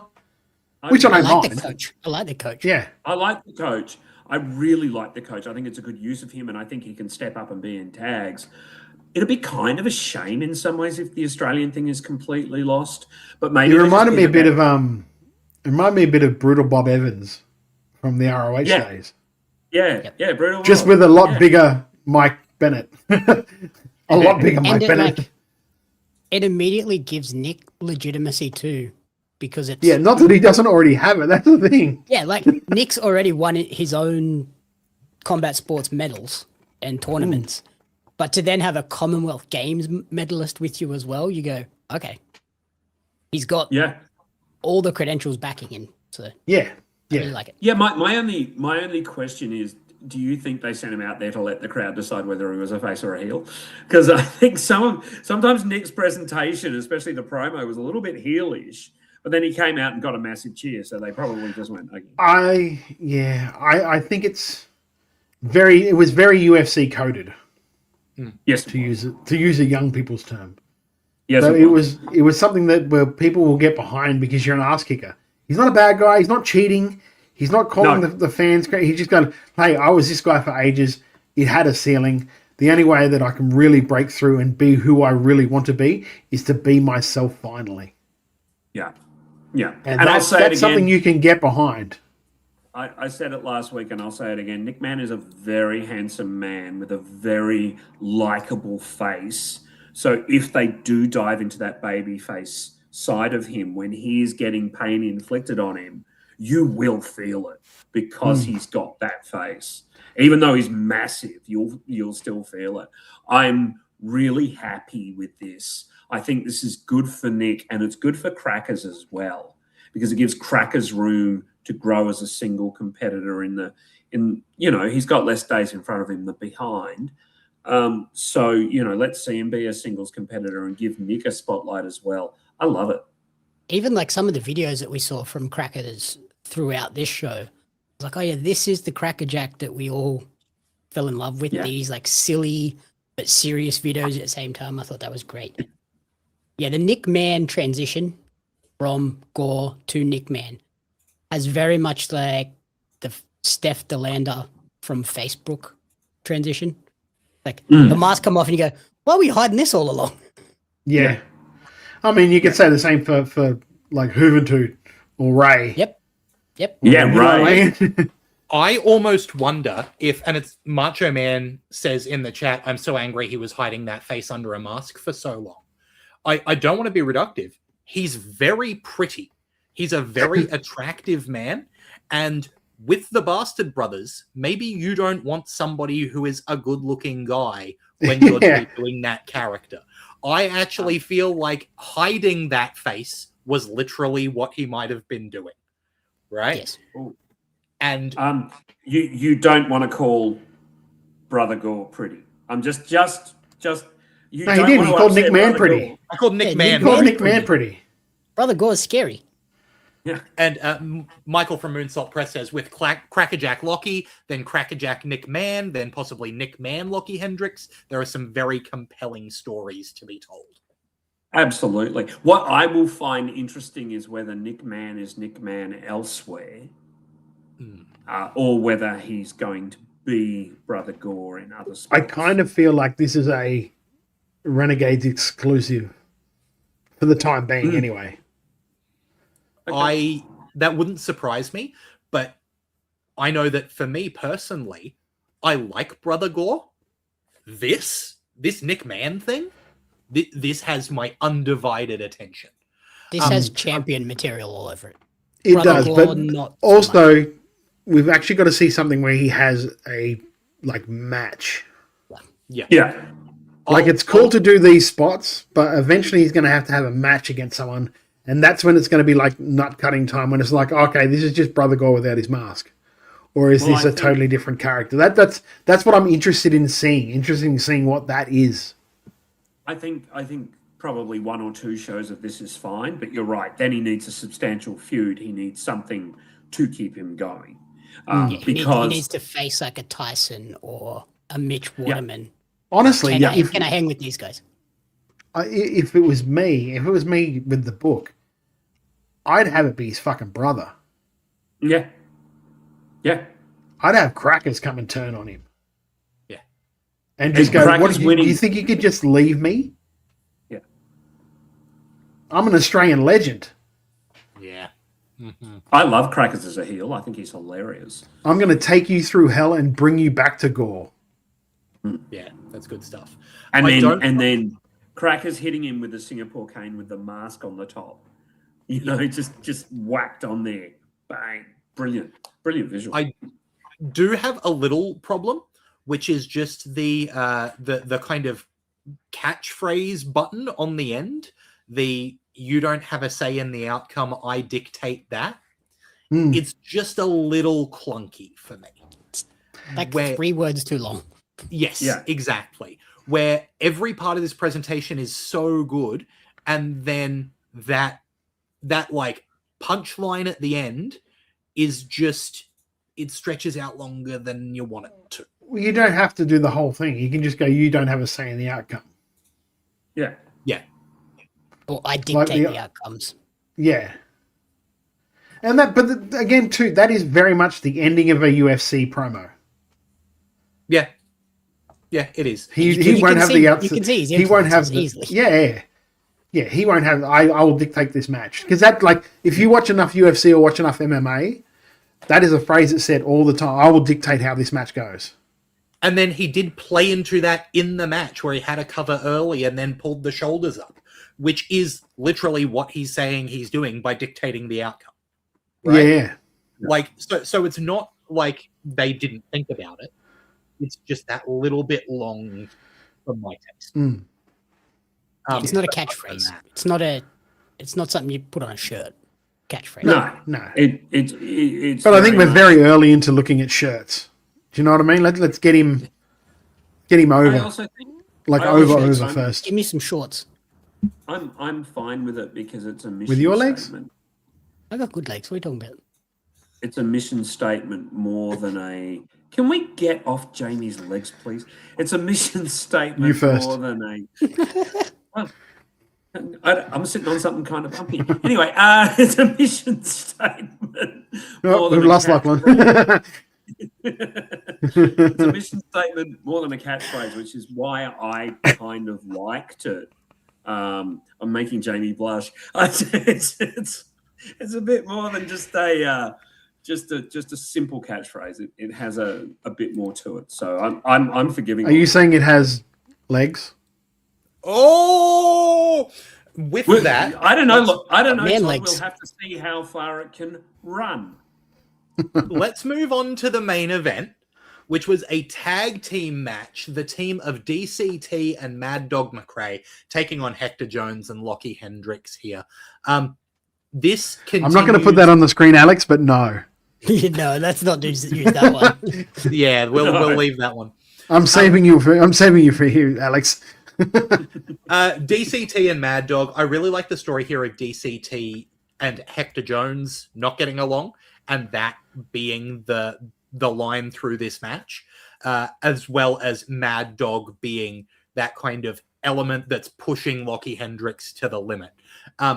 The end of this match with the challenges coming from DCT and Mad Dog, I really liked how simple Mad Dog's promo was, where he gets on the mic, he goes, I pinned you, so I'm not asking you, I'm telling you, next show, barbed wire death match for that title. Done. Mad Dog is not my style of wrestler. He's not someone that I typically go out of the way to see.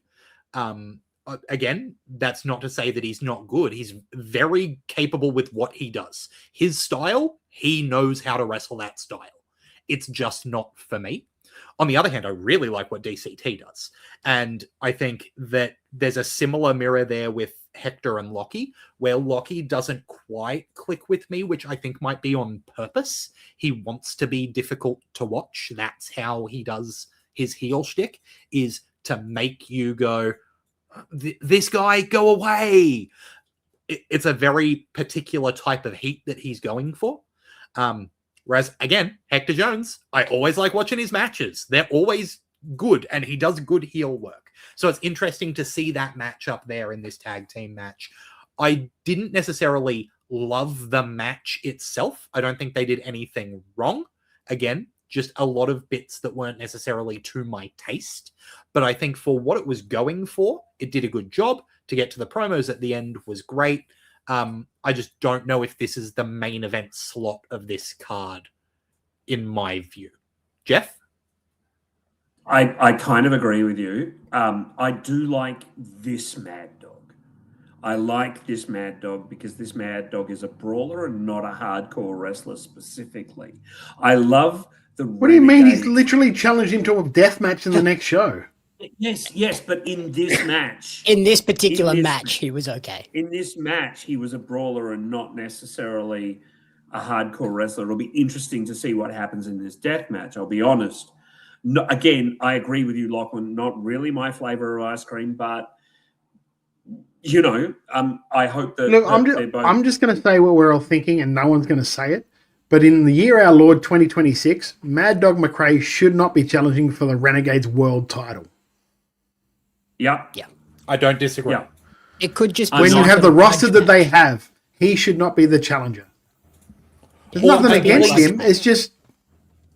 And if this is something that had been building for 12 months like DCT has with Hector, maybe. But this is, his second Renegade show that I'm aware of? Fourth, says Jeff? Right. So, I don't know. Michael from Moonsault Press says, I imagine Crackerjack being injured changed plans. Almost certainly. Yeah, I imagine that 100%. But it's like, do we just go, okay, we'll find another deathmatch guy? Or do we go, hey, let's just get somebody that can have a really good match with Lockie? Yeah. I suspect Lockie has been wanting to do this style of match. So then it was a matter of finding a guy that can do that match with him. Well, maybe I'm out on a limb here, but I'm just I'm intrigued by the match, the Mad Dog versus Lockie match, just to see how a company backed by Chris Fresh and Mikey can do that sort of match in a reasonable, safer way than we've seen in other places. Yeah, I just, me, I'm very old school. If you're doing a death match, you should be in a death feud. Yes. And these two aren't. Yeah. It does seem like we jumped 20 steps to the right before we even started the show. I think if the situation is that there was going to be some death matches with Crackerjack that have been delayed, I would have rather have seen, let's put Anth Kava there so he's got a fiery baby face that the crowd can cheer for that he puts down. Yeah. Right? Yeah. And again, not a shot at Mad Dog. Mad Dog does what he does very well. He's very well respected for a reason, and I've got nothing against him. Well, do you know what you do? Old mate friggin' there you go, JT. JT will do it. JT Paul Robinson in the chat saying, I should be the challenger. But you've got one half of the tag team champions who's out injured, and the other half, quite a good worker. Yeah. Why not give Ryan Rapid a run at it? That's exactly what I was going to say. And you go, hey, if I lose, you and Hector can have a shot at the tag titles when my partner's good. Yeah. Right. Yeah. So just tell me you don't want to see Ryan Rapid versus Lockie Hendricks in a main event. But I think that, and I completely agree with you, Todd, I think that this didn't feel like a main event. No, it didn't. For mine. It did not feel like a main event. This would have been better served being the opener. Because sometimes you just put a match like this on. Yeah, sometimes you start with the world champ. Yeah. Yeah, being in a tag match. Alex Fireheart is a smart person. They said, if nothing else, it'll be on last, so anyone who shows up who isn't keen on those matches can just leave while they set it up. The only problem is I think that whole show is going to be hardcore-y stuff. Yeah. So like if you're going for the hardcore show, like their ECW one night stand, you're probably going to stay for the main event. Yeah, that's very true.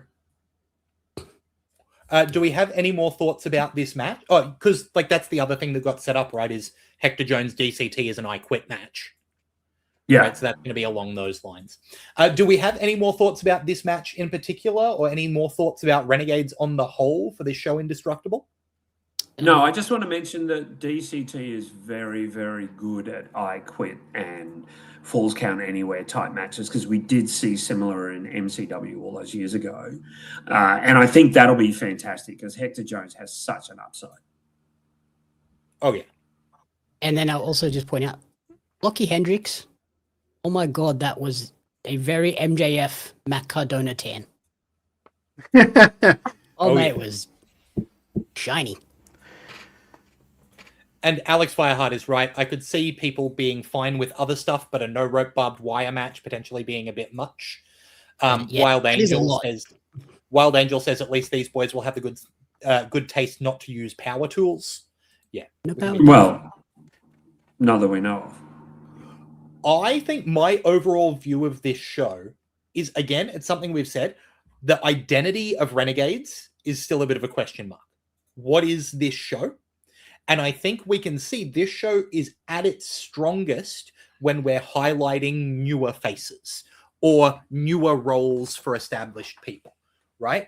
We're talking about how good, this new Murdoch, this new version of Murdoch is. We're talking about how good it is to see Tyson Reed get a title and Sam Yanis hold that mid-card belt. We're talking about, how good this new presentation for Nick Mann is. That fresh stuff is working amazing. Whereas the stuff that is a bit more staid is where we have the issues, right? The stuff where it's like, okay, Mad Dog, a guy who's been around for 20 odd years, in the main event here with only a couple of shows build up, we're not so sure about. So I would really love to see Renegades put the highlight on and be a show for that younger talent that is just absolutely killing it, that I think Indestructible did a great job of highlighting. Yeah, Renegades is a new promotion, but it's when they do the reheated MCW early 2000s stuff. Is it a new promotion though now? I mean, 4 years. Branding wise compared to MCW. Yeah. This is a younger promotion compared to MCW, but then when they do the stuff that they used to do when they were booking MCW and trying to bring it into 2026, it's like, we're past that. And we are still building to, correct me if I'm wrong, Lockie and Crackerjack, which is a feud that's largely around things that happened in MCW before I was watching wrestling. Right, like in Australia, right? Thanks, Lachlan. I think that I'm pursuant to what you've just said, Lachlan. I think that part of Renegade's problem is that it's trying to be too much to everybody. Yeah, but also too, if you remember, they tried to reheat Lockie and Crackers in MCW. Like when they had the reboot kind of thing after COVID. And it didn't really work then. So, I just don't know. I'm not sure. I'm not sure about this show, what this show is. Because... I don't think they're sure of what the show is. It has some great moments, but then it's also got some moments where you're like, oh, why are we doing this again? Yeah.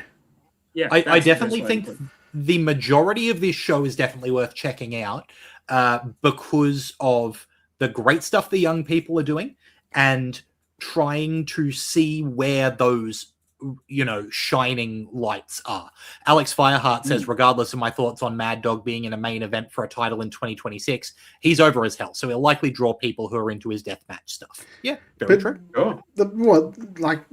Okay, but I don't even think, I actually don't know, but last time I checked, I don't think Deathmatch Down Under were actually turning people away at the door.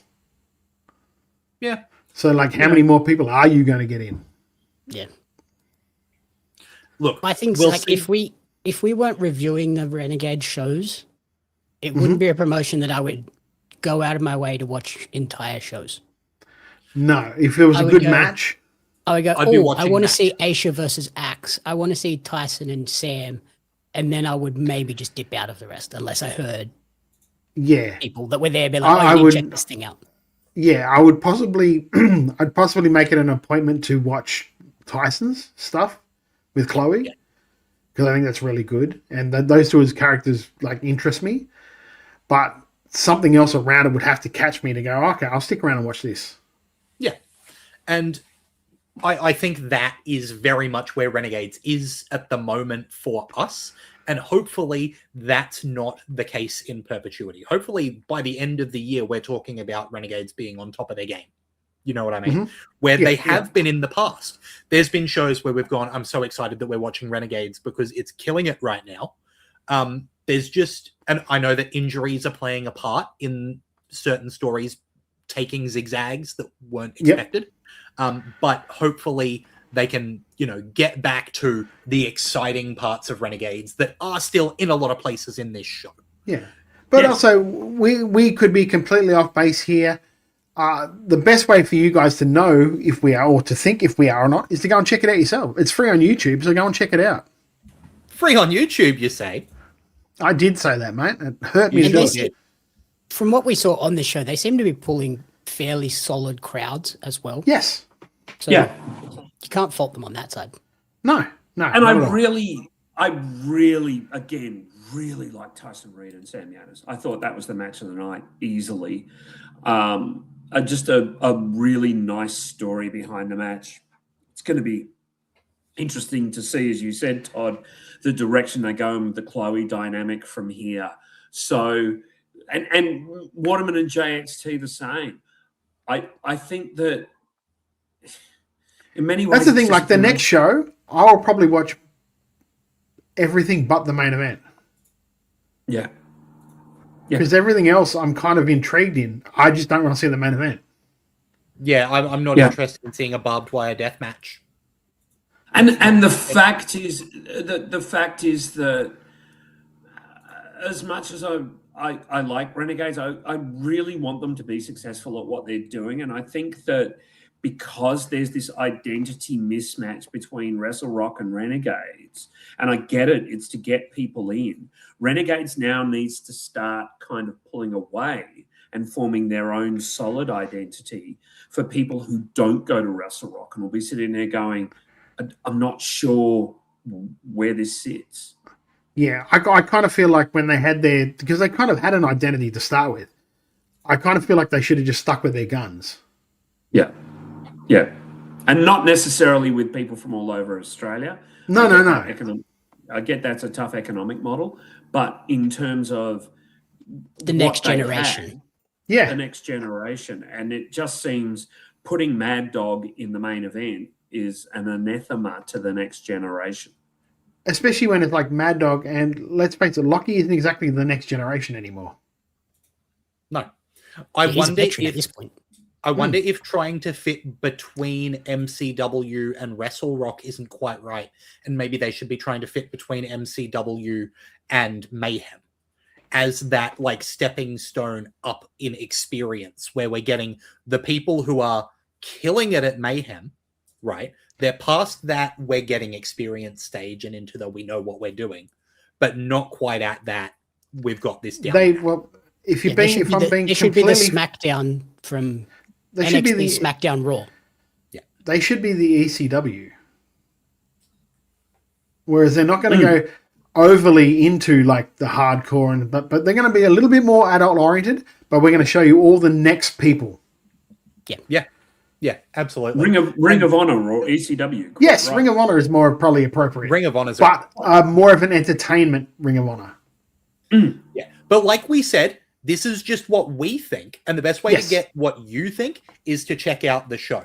we always think you should check out wrestling shows. This weekend, we think you should check out wrestling shows. There's a bunch of them going on around the country. Here's a list of them with special thanks to Michael Lee at the Australian Wrestling Community Facebook page, who sends these through to us every week. We really appreciate what Michael Lee does. If you are in the ACT on Saturday, August 15th, there is an all-ages show and an 18-plus show for Lucha Fantastic. Exotica Battle Canberra. If you're in Underwater. New South Wales, Harbour City Pro Wrestling Vanguard 1 at St Mary's Rugby League Club. Sorry, Lachlan, you are underwater.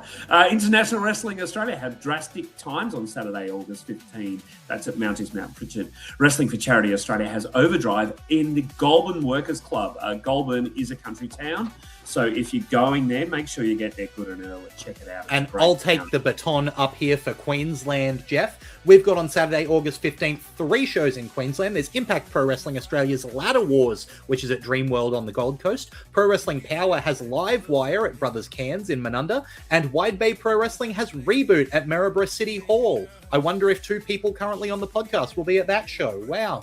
If you're in Tasmania...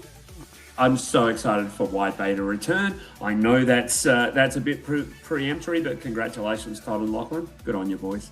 It'll be good to be back.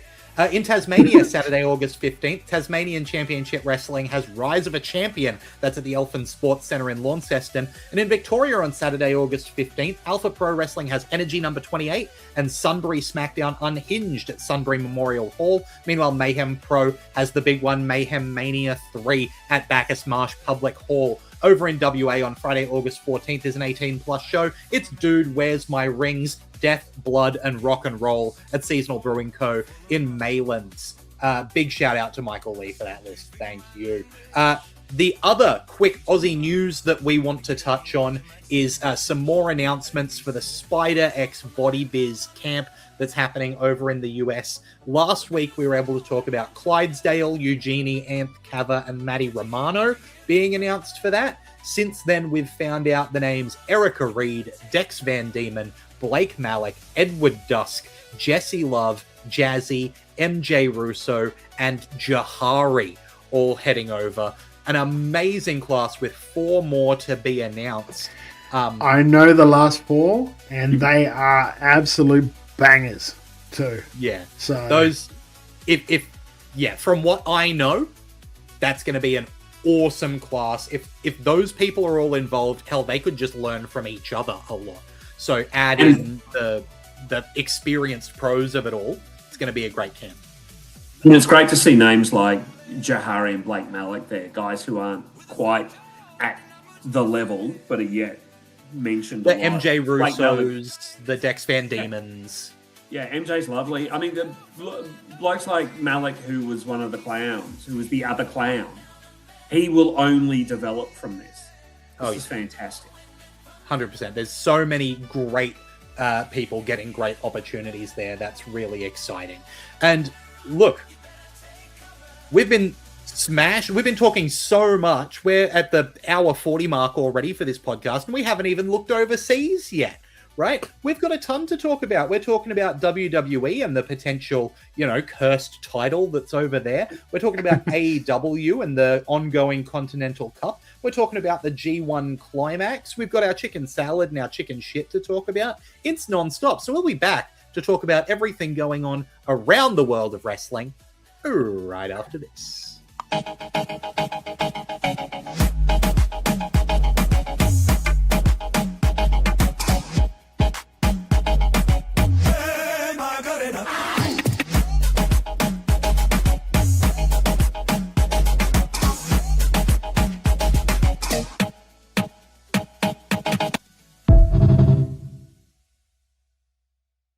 Mayhem Ice, the first ever multi-man ladder match where the winner can have a title opportunity whenever they want.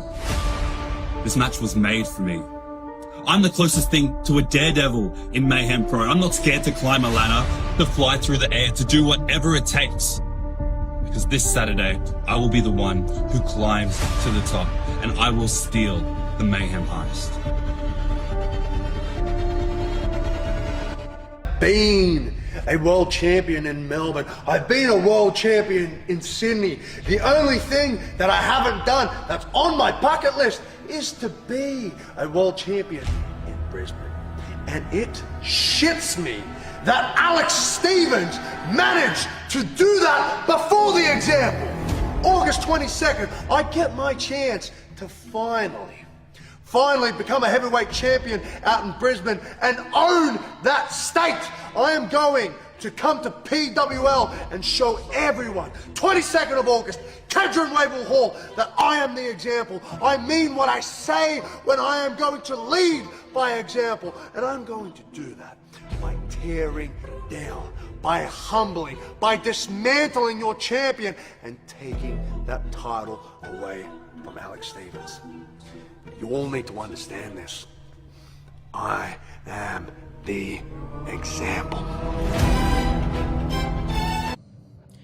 Ricky South, you are undoubtedly the example. You have been making an example out of wrestlers all around this country and all around the world for a long time, a lot longer than I've been doing it. And as much as it pains me to admit, between you and I, you may be the better wrestler. But I did not bust my butt for a year to win this belt, sit on that, and call myself the best. No, I busted my ass for a year to win this belt, so I would be in line to fight the best. And Ricky South, you are absolutely one of the best wrestlers in this country. And if you're mad that I have this and you don't, good. You should be mad you don't have this title. Queensland has some of the best wrestlers in this country, and they wrestle at Pro Wrestling League, and they wrestle for this. I do not know if I can beat you, Ricky, but I do know I will give absolutely everything I have to find out.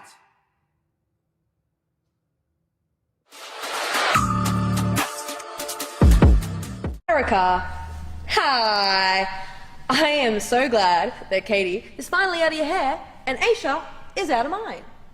I actually hope that you win. But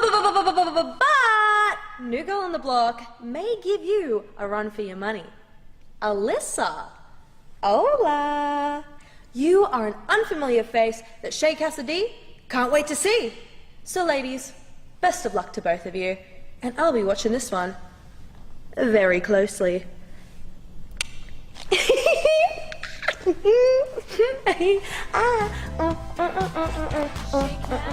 Shake, shake, shake.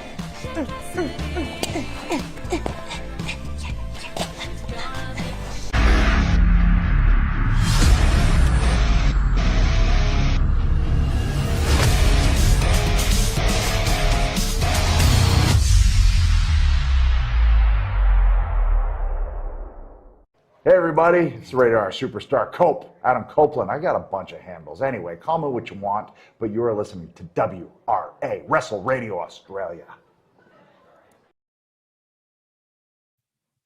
Just before we get back into it, we just had promos from Alex Stevens and Ricky South.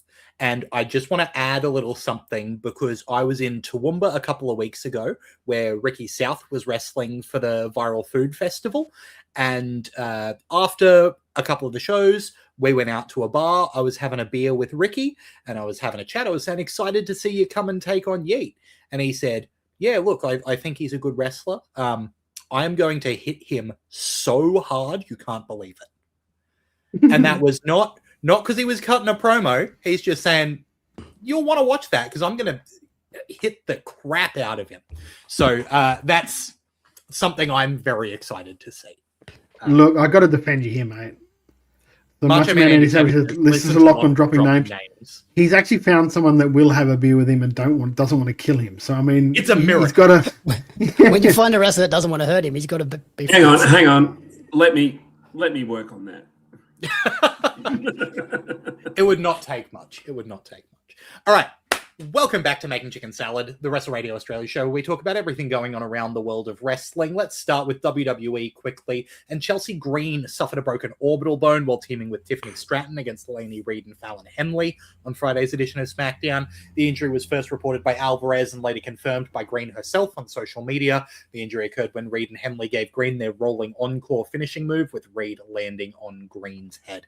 This sucks because she just got that interim title, and Rhea Ripley as I think we talked about last week, has gotten surgery on her leg, so is going to be out for some time. Rough.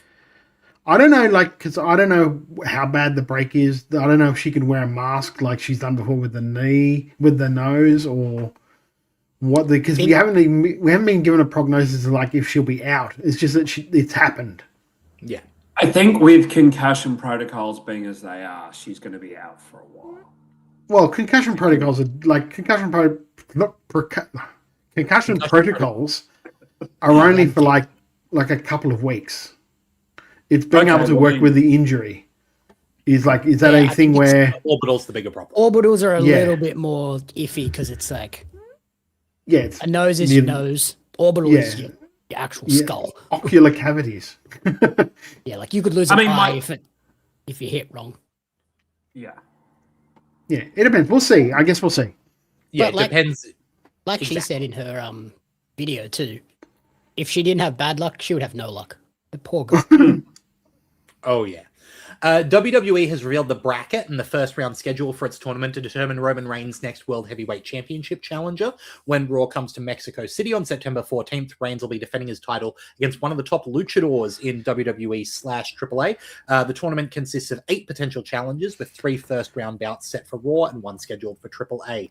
So far, Penta has defeated Laredo Kid in a first-round match. The other first-round matches, that was on Monday, the 10th of August. The other first-round matches will be Psycho Clown versus La Parker, which is on Saturday, August 15th on AAA. Then there's going to be Dragon Lee versus El Hijo del Dr. Wagner Jr. on Monday, August 17th episode of Raw. Ray Phoenix versus El Fiscal on Monday, August 17th episode of Raw as well. I cannot see Ray losing that one. The bracket's set up in a way that could potentially have Penta versus Phoenix in the title, in the finals. And if that happens, it'd be their first match against each other for WWE. Obviously, they've done it plenty of times in the past, but it'd be the first time in WWE that the Lucha Brothers implode.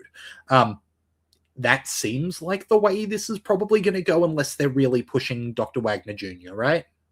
Well, I mean, it's a good way to keep people interested. And also highlight the AAA luchadors on Raw, because only one of those matches is on AAA. And the one that's on AAA is Psycho Clown and La Parka, which is the most AAA match possible. It really is. Yeah, I never would have expected to see El Hijo del Dr. Wagner Jr. on Raw. Like, what? No. But he looks ready-made for the WWE main roster. Like, I'll be surprised if that's his last Raw match for sure. That might just be the first of many.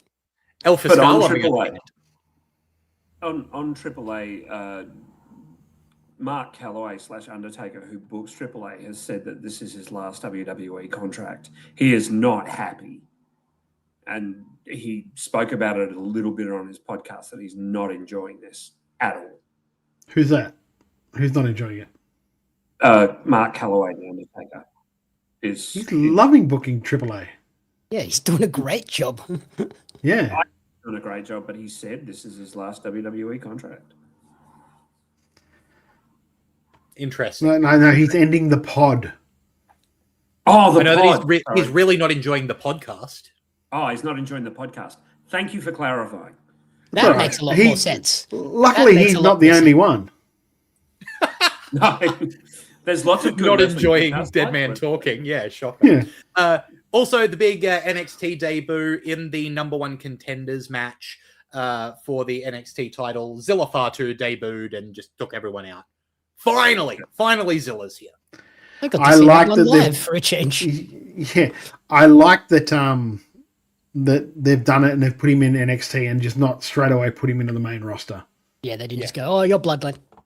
Yeah, exactly. Yeah. Yeah, I watched that match for Warburg Grayson. Yeah. And then Zilla Fatu showed up. I was like, what the hell? Luckily, we were on holiday. We had a public holiday up here that day for show day. Some of us. Yep. Oh, I'm sorry. Yeah, how many holidays do you get a year? How many holidays do you get a year, mate? It depends Shut how many up. I want. Yeah. Yeah. Yeah, look, well, take our eyes over to AEW and the current card for All In, unless you want me to quickly run through that Dynamite recap, but the big news there is MJF's going to be number 2 in the All In Casino Gauntlet, right? Mm-hmm. Yes. The AEW card for All In currently has Kenny. This is for Sunday, August 30th. So in a couple of weeks' time in London, Kenny Omega versus Will Ospreay for the AEW World Championship. Willow Nightingale versus Mercedes Moné for the AEW Women's World Championship. Cage and Cope versus the Young Bucks for the AEW World Tag Team Championship. Divine Dominion versus the Brawling Birds for the Women's World Tag Team Championship. Kyle Fletcher versus Konosuke Takeshita versus Kazuchika Okada in a triple threat international championship match that will be the match of the night. Kevin Knight versus Darby Allin for the TNT Championship in a Falls Count Anywhere match. The Men's Casino Gauntlet has Andrade El Idolo as number 1, MJF as number 2, and entrance TBA, as well as the final of the Continental Cup. Here's what we've got so far for the Continental Cup. There's been a bunch of eliminations still in the game. John Moxley, Kyle O'Reilly, Roderick Strong, Orange Cassidy, Nigel McGuinness, Katsuyori Shibata, Jay White, Brian Cage, Hechicero, Claudio Castagnoli, and Eddie Kingston, which means that all of our predictions, Moxley for Todd, Jay White for me, Claudio for Jamie, and Eddie Kingston for Jeff, all of those predictions still in play. A quick shout from Michael at Moonsault Press. Is there a chance Kofi and Austin are going to team with Swerve, or am I dreaming? I think not for All In. Not for All In. I think the male kind of thing is they reckon they'll show up at the end of the Young Bucks tag match. That's the mail that's going around. And then, Young Bucks, New Day at All Out. That's only like 3 weeks later. You're mute, Lachlan. Let's turn our attention now to New Japan Pro Wrestling and the G1 Climax 36. There's, now that we're at kind of the business end of the tournament. As they say, it's nut cutting time. That's exactly right. A block has Tsuji and Oiwa. B block has the Chaos, Newman, Kid, Narita, Uemura, all fighting for the 2 semi-final spots. Hanare and Drilla Maloney still hanging around. Tonight's B block final could turn into a giant tiebreaker maths exercise, right? Because if Callum Newman wins, he's through. If Ren Narita beats Gabe Kidd, then he's through. Gabe Kidd could get through by beating Narita. Yuya Uemura could advance depending on other match results, right? Hanare still has a mathematical path, right? Like Zack Sabre Jr. is eliminated. Like he's the one who can't win it. What? Yeah. He's the one who just can't get through. I don't know why you're upset, Jamie. It was Lachlan's pick. It was one of Lachlan's picks. So no, I'm just shocked because it's like Zach is the tournament guy and he's the first one eliminated. Like what? Second. Well, there is from his block. Mathematically, all right. not medically. Not medically. He's the first one eliminated from his block. Yes, there is the potential that, depending on the exact results, there could be a 7-way tie. That's insane. Right? Like, it's that much of the business end of the tournament for people. There's always one block in a New Japan tournament that's like that. Yeah. Every time you're like, Jesus Christ. Now, shout out to Todd, who, in picking Yoda Tsuji, is the only person who's gotten an A block finalist so far. So I'm, praying for. Well, I'm completely out, right? Jeff I'm out. is completely out. I'm out because Jeff was half out at the start. I was out after the second night. I mean, yes. Jamie's call for Callum Newman, very possible still. So we will see, but he didn't pick Shingo Takagi. And then Todd's call for Ren Narita, also very possible. Which was very much a dark horse. That was very much a dark horse call. That was throwing a knife at a wall and see what hit. I mean, let's that was, if I recall rightly, I got chastised for making that call when I did. Yeah. Like, what are you doing? I think that was the... I think really for this G1, all four of us looked at the lineup and went, okay, all right, who may win? There's it's a tough G1 to call. I haven't followed this G1 this year. I normally do. I've watched maybe half a dozen matches and they've all been very good. But I just felt that there wasn't the mystique around the G1 this year. It's a shame that Shota, who was possibly going to be the guy for this year, is out. But yeah, come on, Suji. I hope he wins for you, Todd. Come on, 7-way tie. Yeah. Yeah. Look, it's one of those tournaments where, yeah, like you said, it didn't have the mystique. I think because it was all just essentially just New Japan guys, except for Gabe. Yeah. Also, the show hasn't actually finished yet, so I can't give you the results. Can't even give an update. No. Yeah, it's happening as we're recording. So let's talk about AI for an hour. No. 30 minutes. If we were talking about AI, that would be our chicken shit. You're a chicken shit. You think you're funny, cracking jokes? I'm chicken shit. Yeah. All right, let's have it. Jamie, the return of Jamie Apps with chicken shit. What have you got this week? So if you've been watching my Dynamite live streams every week, there is one thing that has been pissing me off for the last 3 weeks. AEW constantly going 20, 25, sometimes 34 minutes overtime on their shows. Even on the 2.5-hour extended show last week, they were 20 minutes over.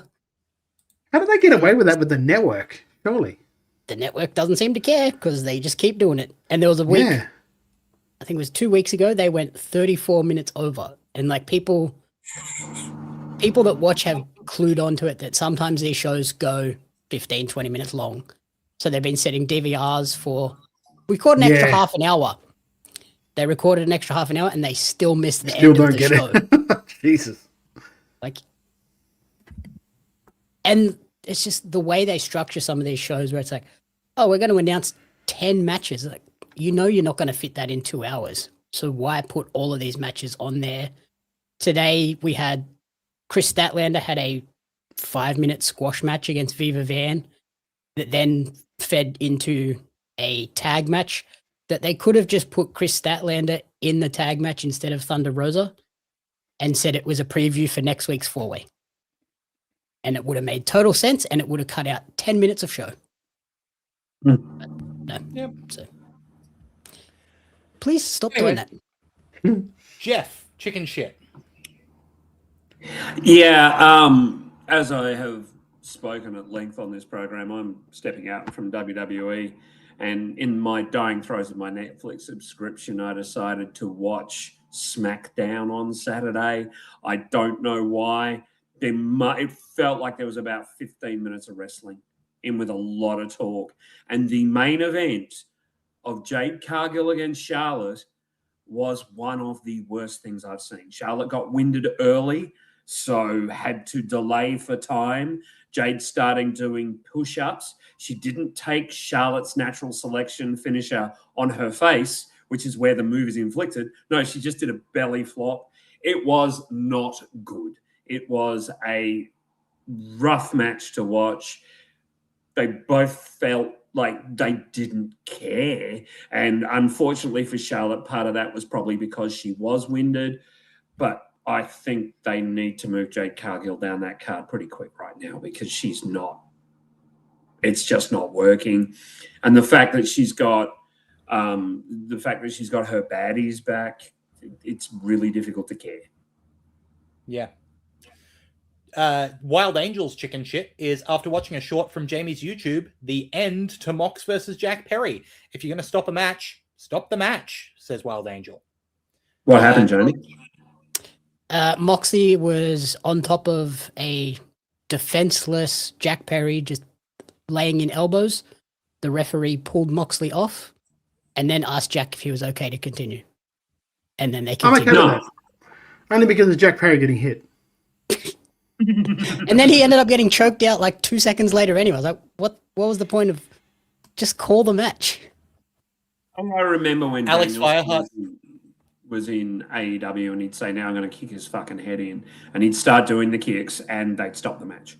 Like, you know, pretty quickly they'd go, yeah, this guy can't continue. I think it's a great gimmick, the so-and-so can no longer continue, because it makes you kind of go, oh, it gives you the lump in the throat of, hang on, everything else, that was real. Yeah. And Moxley's elbows are great. Like, the elbows look awesome. they weren't so great in this one. But like they want you to Hopefully believe they were that legit. it's a real fight. And then if you watch UFC, if the ref pulls you off, that's it. It's done. That's it. Yeah. That's my pet peeve with a lot of matches. A lot of matches do that shit. Referee will pull a guy off to check him and say, if you're doing that, you're ending the match. It's done. Yeah. If you've got to pull the guy off the other guy. Alex Fireheart says chicken shit. Naito beating Shane Haste for the GHC heavyweight title. Purely biased because I get that Naito is a draw still, but that dude's knees are so shot that this reign's likely to be plagued by iffy title defenses if it lasts too long. Counterpoint just quickly, Alex, on as much as I hate that Shane Haste lost that GHC heavyweight title, if this is a 2.5 month reign, we will get to see the GHC heavyweight title at World Series Wrestling. That's a selfish take. That's all is what Lachlan you're saying. cares about. I get to announce it. I get to announce GHC heavyweight champion. I'll take it. Alex Fireheart says additional shit. Callum, I like you more than Osprey, but Jesus Christ, can you stop flinging yourself through rows of chairs in the crowd, please? The amount of times that's happened in the G1 so far is a bit much. We also had Macho Man Andy Savage say that Jericho Callis spot today was the worst blown spot I've seen in wrestling this year. Jamie's shaking his head up there. Todd. It was real bad. What, Jamie? Fill us in, Don sir. Callis climbed into the ring as if he was going to stab Jericho with the screwdriver. And the referee turned around, so he just climbed back out and just sat there for a bit. And then Jericho, whilst having the other guy in the walls of Jericho, crawled to the ropes so that Callis could stab him in the head anyway. Dear. Cool. Yikes. Good stuff. Todd, chicken shit. Yes. There was a Fightful story this week with Natty talking about Avery Styles, saying that Avery Styles wanted to earn his way into blah, blah, blah. And then Eric Cannon decided to respond to that, basically saying, well, he didn't do anything at GCW to help the ring, blah, blah, blah, blah, blah, yada, yada, yada, yada. Which has blown up to a whole firestorm, right? A whole firestorm of controversy. Chairgate, yeah, Chairgate. Thank you. Here's my thing on it, right? Eric, no one fucking asked you. And Avery wasn't the one who said it. And if you had such a big fucking problem, guess what, brother? You have Brett Lauderdale's fucking instant message. I'm sure you could have messaged him. Probably could have messaged a lot of people behind the scenes. I don't know why you have to go out and try to publicly persecute this kid, and he's still a kid, on X for the world to see. If you are truly wanting to, and like apparently he runs like First Wrestling or something, doesn't he, Jamie? I believe like a promo, like, and of course AJ will come up and defend his son. He's going to. That's his son. Yeah. None of this had to be online. None of this. That story could have just come and went, and no one would have thought anything more of it. Yep. But now you've got AJ weighing. You had AJ weighing in, then you had Cody weighing in, then you had, and it's great for Eric because all he's doing is just engagement farming. You didn't have to do it. And if you were a proper veteran, you wouldn't have done it in front of everybody. Yep. Straight up. If you have respect for the business is not putting the business out in front where everyone can see it. Yeah. That's my chicken shit. No argument, brother. Like, I get it, and if you're not happy that he did it, address him. Go and talk to him. Yeah. He wasn't the one who made any of those comments. Yeah, 100%. My chicken shit's a little bit sillier than that. And it's Solo Sikoa being forced to rejoin the Bloodline because he lost a match on Raw. Right Pew, when he was pew. shooting Todd down there. I'm trying to take the heat off. Solo Sikoa, right when he had a bunch of babyface fire. Yeah, nah, he's rejoining the Bloodline. That I must admit though, that promo before that popped me huge. Oh, when he's doing the song. No. Well, not just that, but when Jay did the whole warning shot thing, and you cut to Solo and he's ducking, and then gets up. Going, is everyone okay? Did anyone else get hit? Are we okay? All right. He's such a natural baby face. Yes. I watched one of those TikTok type things where people are going, who is the funniest guy in the locker room? And it came down to two, Ron Killings and Solo. Yeah. Let him be funny. He's hilarious. Yeah. The song had me in stitches. If anyone hasn't watched it, he's just walking around with a microphone going, it's just me, day one kinda. It's just me, day one kinda. It's just, and he's like, the crowd is singing and giving him the yeet and everything. And it's just so funny because I think that the key to Solo's success is Solo Dolo, not giving a fuck. Yeah. I hate that they're having him rejoin the Bloodline. But on the other hand, this could be something that launches him into being an even bigger babyface like it happened with Jay. Yeah, the answer is let it play out, right? Yeah. Like, as much as I hate it, and I 100% hate it. Dumb. Yeah. It's dumb. Yeah. I'm just going to, because it worked out well for Jay. And I love the fact that he brought that up in the promo going, yeah, worked out well for you, but how are you now? Because you look like you fell off, which is 100% what Jay has, really. Yep. Yeah. Yeah, 100%. Anyway, let's get off the negativity, right? Let's talk chicken salad. Chicken salad really is the bomb. Jamie, what did you like this week, mate? Watching the Renegade show, there was a female referee, and I've noticed there's a few of them popping up around the country now, which is nice. We kind of had Hannah and Rach in PWA as kind of the solo ladies in the stripes, and now we've got Buttons in Renegades. There's a girl in Newey Pro. PWL had a girl refereeing at the last show. But we also had, for a while there before she had her debut, Billy Mack was a referee as well for Pro League. So, yeah, it's good to see. Cool. It's good to see. Yes, 100%. And also good to see the fact that they're not just doing the girls' matches. Yep. Yeah.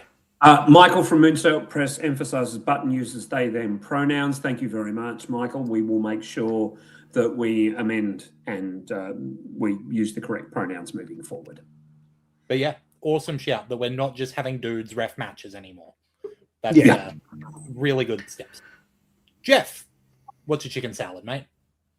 As much as I did not like SmackDown, there was one segment where they gave CM Punk a microphone and they gave Kevin Owens a microphone and they let them talk. And I'm so there for that. It was great. It was an old school Ring of Honor promo. It really was. It's probably on YouTube. Don't watch the rest of the show. What's that? It's fucking fantastic. Everything else is terrible. Yeah. There's real heat between those two, I think. Oh, you can see it. Yeah, it's just like, oh, felt it in that. You can see it. They really don't like each other. And, you know, there's those stories of the old wearing a T-shirt to the ring argument have been resurfacing recently. So, you know. Yeah. Pod, chicken salad. I really enjoy the fact that they're not just having, they're keeping Sammy as Sammy, even with Kevin. Yeah. Yeah.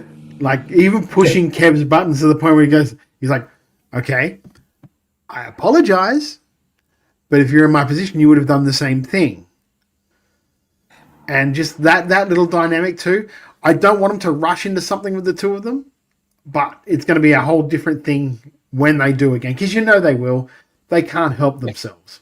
They're like magnets. I think they're going to make Sammy Kev's last opponent. They're going to make it. You know, when Kev's... They can't. Like, Kev's got to actually decide when he wants to go. Yeah. And the promo he had when he talked about it at SummerSlam was like, I'm going until the wheels fall off.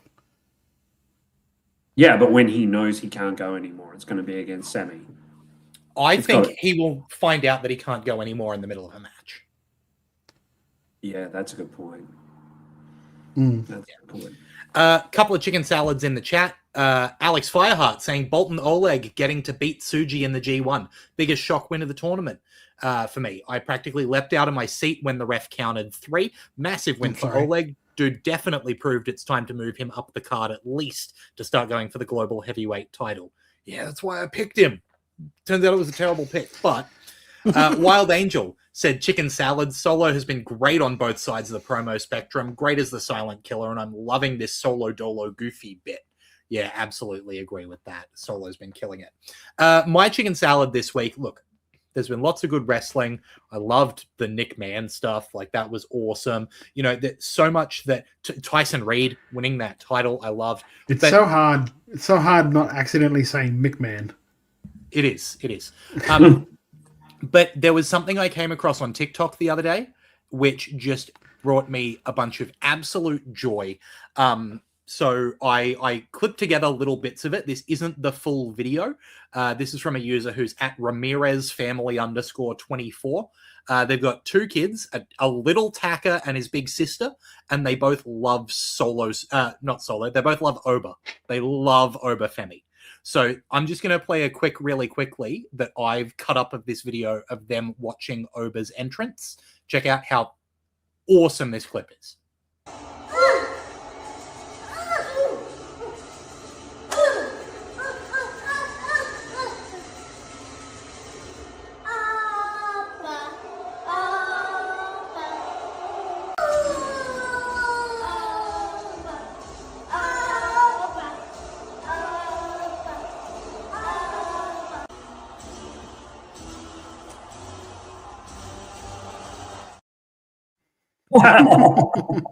Little man doing the full Oba entrance with his little march and his, arms out in the. Did you see the clip with Oba and Danhausen? No, I didn't. At the house show, I think they might have tagged or something. Yeah. And it's like, look, we always look at wrestling through this very specific lens where we're, very critical of all of this stuff. And every so often, especially with WWE, it's good to remember that, sometimes this is entertainment. And as kids, like when I was watching wrestling, I just loved it. And seeing little kids just love wrestling like that just, that got me hyped this week. There are some times where I kind of miss not knowing what goes on behind the curtain. Yeah. Or like knowing that it's not like predetermined. Yeah. Like those days when I was a kid. Alex Fireheart throws down an additional salad saying, I brought it up before, but Noah continues to have some of the best cinematography in wrestling, regardless of the country. I'm somehow always amazed at how good the camera work can be when I stop watching for a bit and get back to them. Yeah, absolutely. Wild Angel also said, I can't wait for wrestling legend Kevin Owens to have his last Mania match be 6 minutes with Baron Corbin now that he's back in the company. Look, we did the chicken shit. We're past the chicken shit. We're on to the good still. And I'll tell you what's good, being here making chicken salad every Thursday evening at 7:30 p.m. Australian Eastern Standard Time at twitch.tv/WrestleRadio Australia. So make sure you subscribe to it so you get notified every time we go live. And subscribe to Wrestle Radio Australia. It's free. You can do it on YouTube, Apple Podcasts, Spotify, Twitch, Podcast Addict, wherever you get your podcasts from. If you're on Apple Podcasts, a 5-star review genuinely helps us a lot. I know you hear it all the time. It takes 30 seconds. It means the world to us. If you could give us that 5-star review, goes a long way. We've got the socials. We're at Wrestle Radio AU on Twitter and Instagram, Wrestle Radio Australia on Facebook, Wrestle Radio Australia on Twitch. It's everywhere. Follow us everywhere. I'm at Lachlan Albert. Todd's at Beast Eastman. Jamie is at Jamie Apps Media. Jeff is at Wrestle_Brainia. Oh, I love a bit of Wrestle Brainia, Jeff. Yeah, me too. That's all I can tell you right now. Me too. Let's hope it comes back soon. More news when I know. You know what else I love? All of the stuff Jamie Apps does with Pario Magazine and with Oz Wrestling cards. Tell us about some of that, Jamie. The Australian Wrestling Cards August pack is available and ready to ship out as soon as you order. So that's the big thing. Pario Magazine has podcasts and reviews. Next week, we're doing the X-Files movie director's cut, which is coming out this weekend on the podcast. And then for reviews, we've got The End of Oak Street is dropped on the website today. And next week, we're doing the Insidious next entry in that franchise. Have you actually seen Spider-Man yet? Because that was in your little break. Okay. Yeah, I was just wondering before it came out. Okay. Oh, that's right. You did too, you dick. And he didn't spoil it for us because he's a good man. It is very good. Yeah, avoid the spoilers. Don't watch the red carpet interviews that I did. One at least. Don't One guy at least. Things will get spoiled. Actually, there's one thing you should watch. Just unrelated to Spider-Man. You should watch Todd do some watch-alongs. Have you got any of those coming up, Todd? Probably not this week because we got Wide Bay. That's very true. So, but, that's a very long day for me. He's subscribed to the Twitch channel so you can see when he does do those. Yeah. And you should be watching whatever Jeff's about to talk about. Yeah, I don't want to let Beetle Bailey feel like I'm not showing them any love. Beatles asked the question if WrestleBranding is going to be at PAX. Mate, I don't know. Simple. There you go. There's the answer. I don't know. That's as much as I can say. But, boys, really enjoy White Bay this weekend. Let's not kid ourselves. It's great. It's so Spyrax in the chat nailing it, saying Wide Bay Bros stay winning. It's true. Wide Bay Bros do stay winning. Do the quick read for Kick Out, my friend, because we want to get around these guys. Yeah, I was about to do it. Okay, I didn't know, because you were going through the wrap-up. I know your wrap-up style. Well, that's the thing. I was going down through the dot points, and I got to the social media, but I was about to get to where it says Wrestle Radio Australia merch is on Redbubble. Your go to be on Blue and your Gotcha. theory works until you can see chicken salad, chicken shit underneath that. Yeah, I know. But yeah, it turns out that Wrestle Radio Australia merch is on Redbubble, redbubble.com. And if you search for Wrestle Radio Australia there, you find our merch, and the proceeds go to Beyond Blue and Gotcha for Life, which are charities that support mental health here in Australia. That's awesome. The other place you can get merch, and the other tabs that I currently got open because I'm about to put in an order, is Kickout merch. It's at kickout.com.au. Merch your favorite Queensland wrestlers and wrestlers from all around the country. If you're a wrestler and you want your merch there, contact them through their Instagram page. But the new Luminary collection from kickout.com.au is live. 6 tees, 6 exclusive designs. Craven, Christina Cade, Strong 94, Trent O'Day, Bobby Bishop, and now Pro Wrestling League. 6 Which designs. looks one awesome. collection. That's an awesome looking shirt. Which one are you backing? The new Luminary collection is available now for pre-order alongside the current Luminary series range. Don't wait. Pre-orders close 18th of August, 2026. Shipping is available, or you can select event pickup if you're coming to PWL Killshot on August 22nd. So again, head to kickout.com.au and get your Luminary tee today. Kickout.com.au, rep your favorite, rep the league. I'll tell you that I already own 2 of these Luminary collection shirts, and I'm going to be getting a couple more because they are beautiful shirts, and that PWL design rules. Yeah. Is one of them a Trent O'Day shirt? One of them is a one Trent of them. O'Day shirt. Oh. No, that Lachlan owns. Probably. Oh. He's a sucker. Sorry, no. But I do currently have 2 shirts in my cart, and one of them may be a Trent O'Day shirt. I'd hope so. Otherwise, Trent might want to fight you. And I'm trying to avoid that. Hence, I want to buy everyone but a Christina Cage shirt. Dick. Well, on that note, this has been Making Chicken Salad, the Wrestle Radio Australia show where we talk about everything but Christina Cade, apparently. Did we just start the show again? I'm doing the right. Come on. Oh, sorry. Jeepers. Sandwich. Yeah. You got to put it in. why, like, at the end, I also say you should go to YouTube and look at Renegades of Wrestling show Indestructible 2026, right? Because we reviewed that earlier in the show. I'm putting the reminder at the end as well to go watch that show for free on YouTube. And, you know, follow everything on social media. We're here every Thursday night, 7:30 p.m. Australian Eastern Standard Time. So make sure you join us next week, where we'll talk about everything going on around the world of wrestling. On behalf of Todd Eastman and Jeff Setti and Jamie Apps, I've been Lachlan Albert. Till next time, have a good one. Peace. Trying to make chicken salad out of chicken shit, and it was just awful. I've turned chicken salad into chicken shit. I will continue to do so. Making chicken salad out of chicken shit. Make chicken salad out of chicken shit. People is as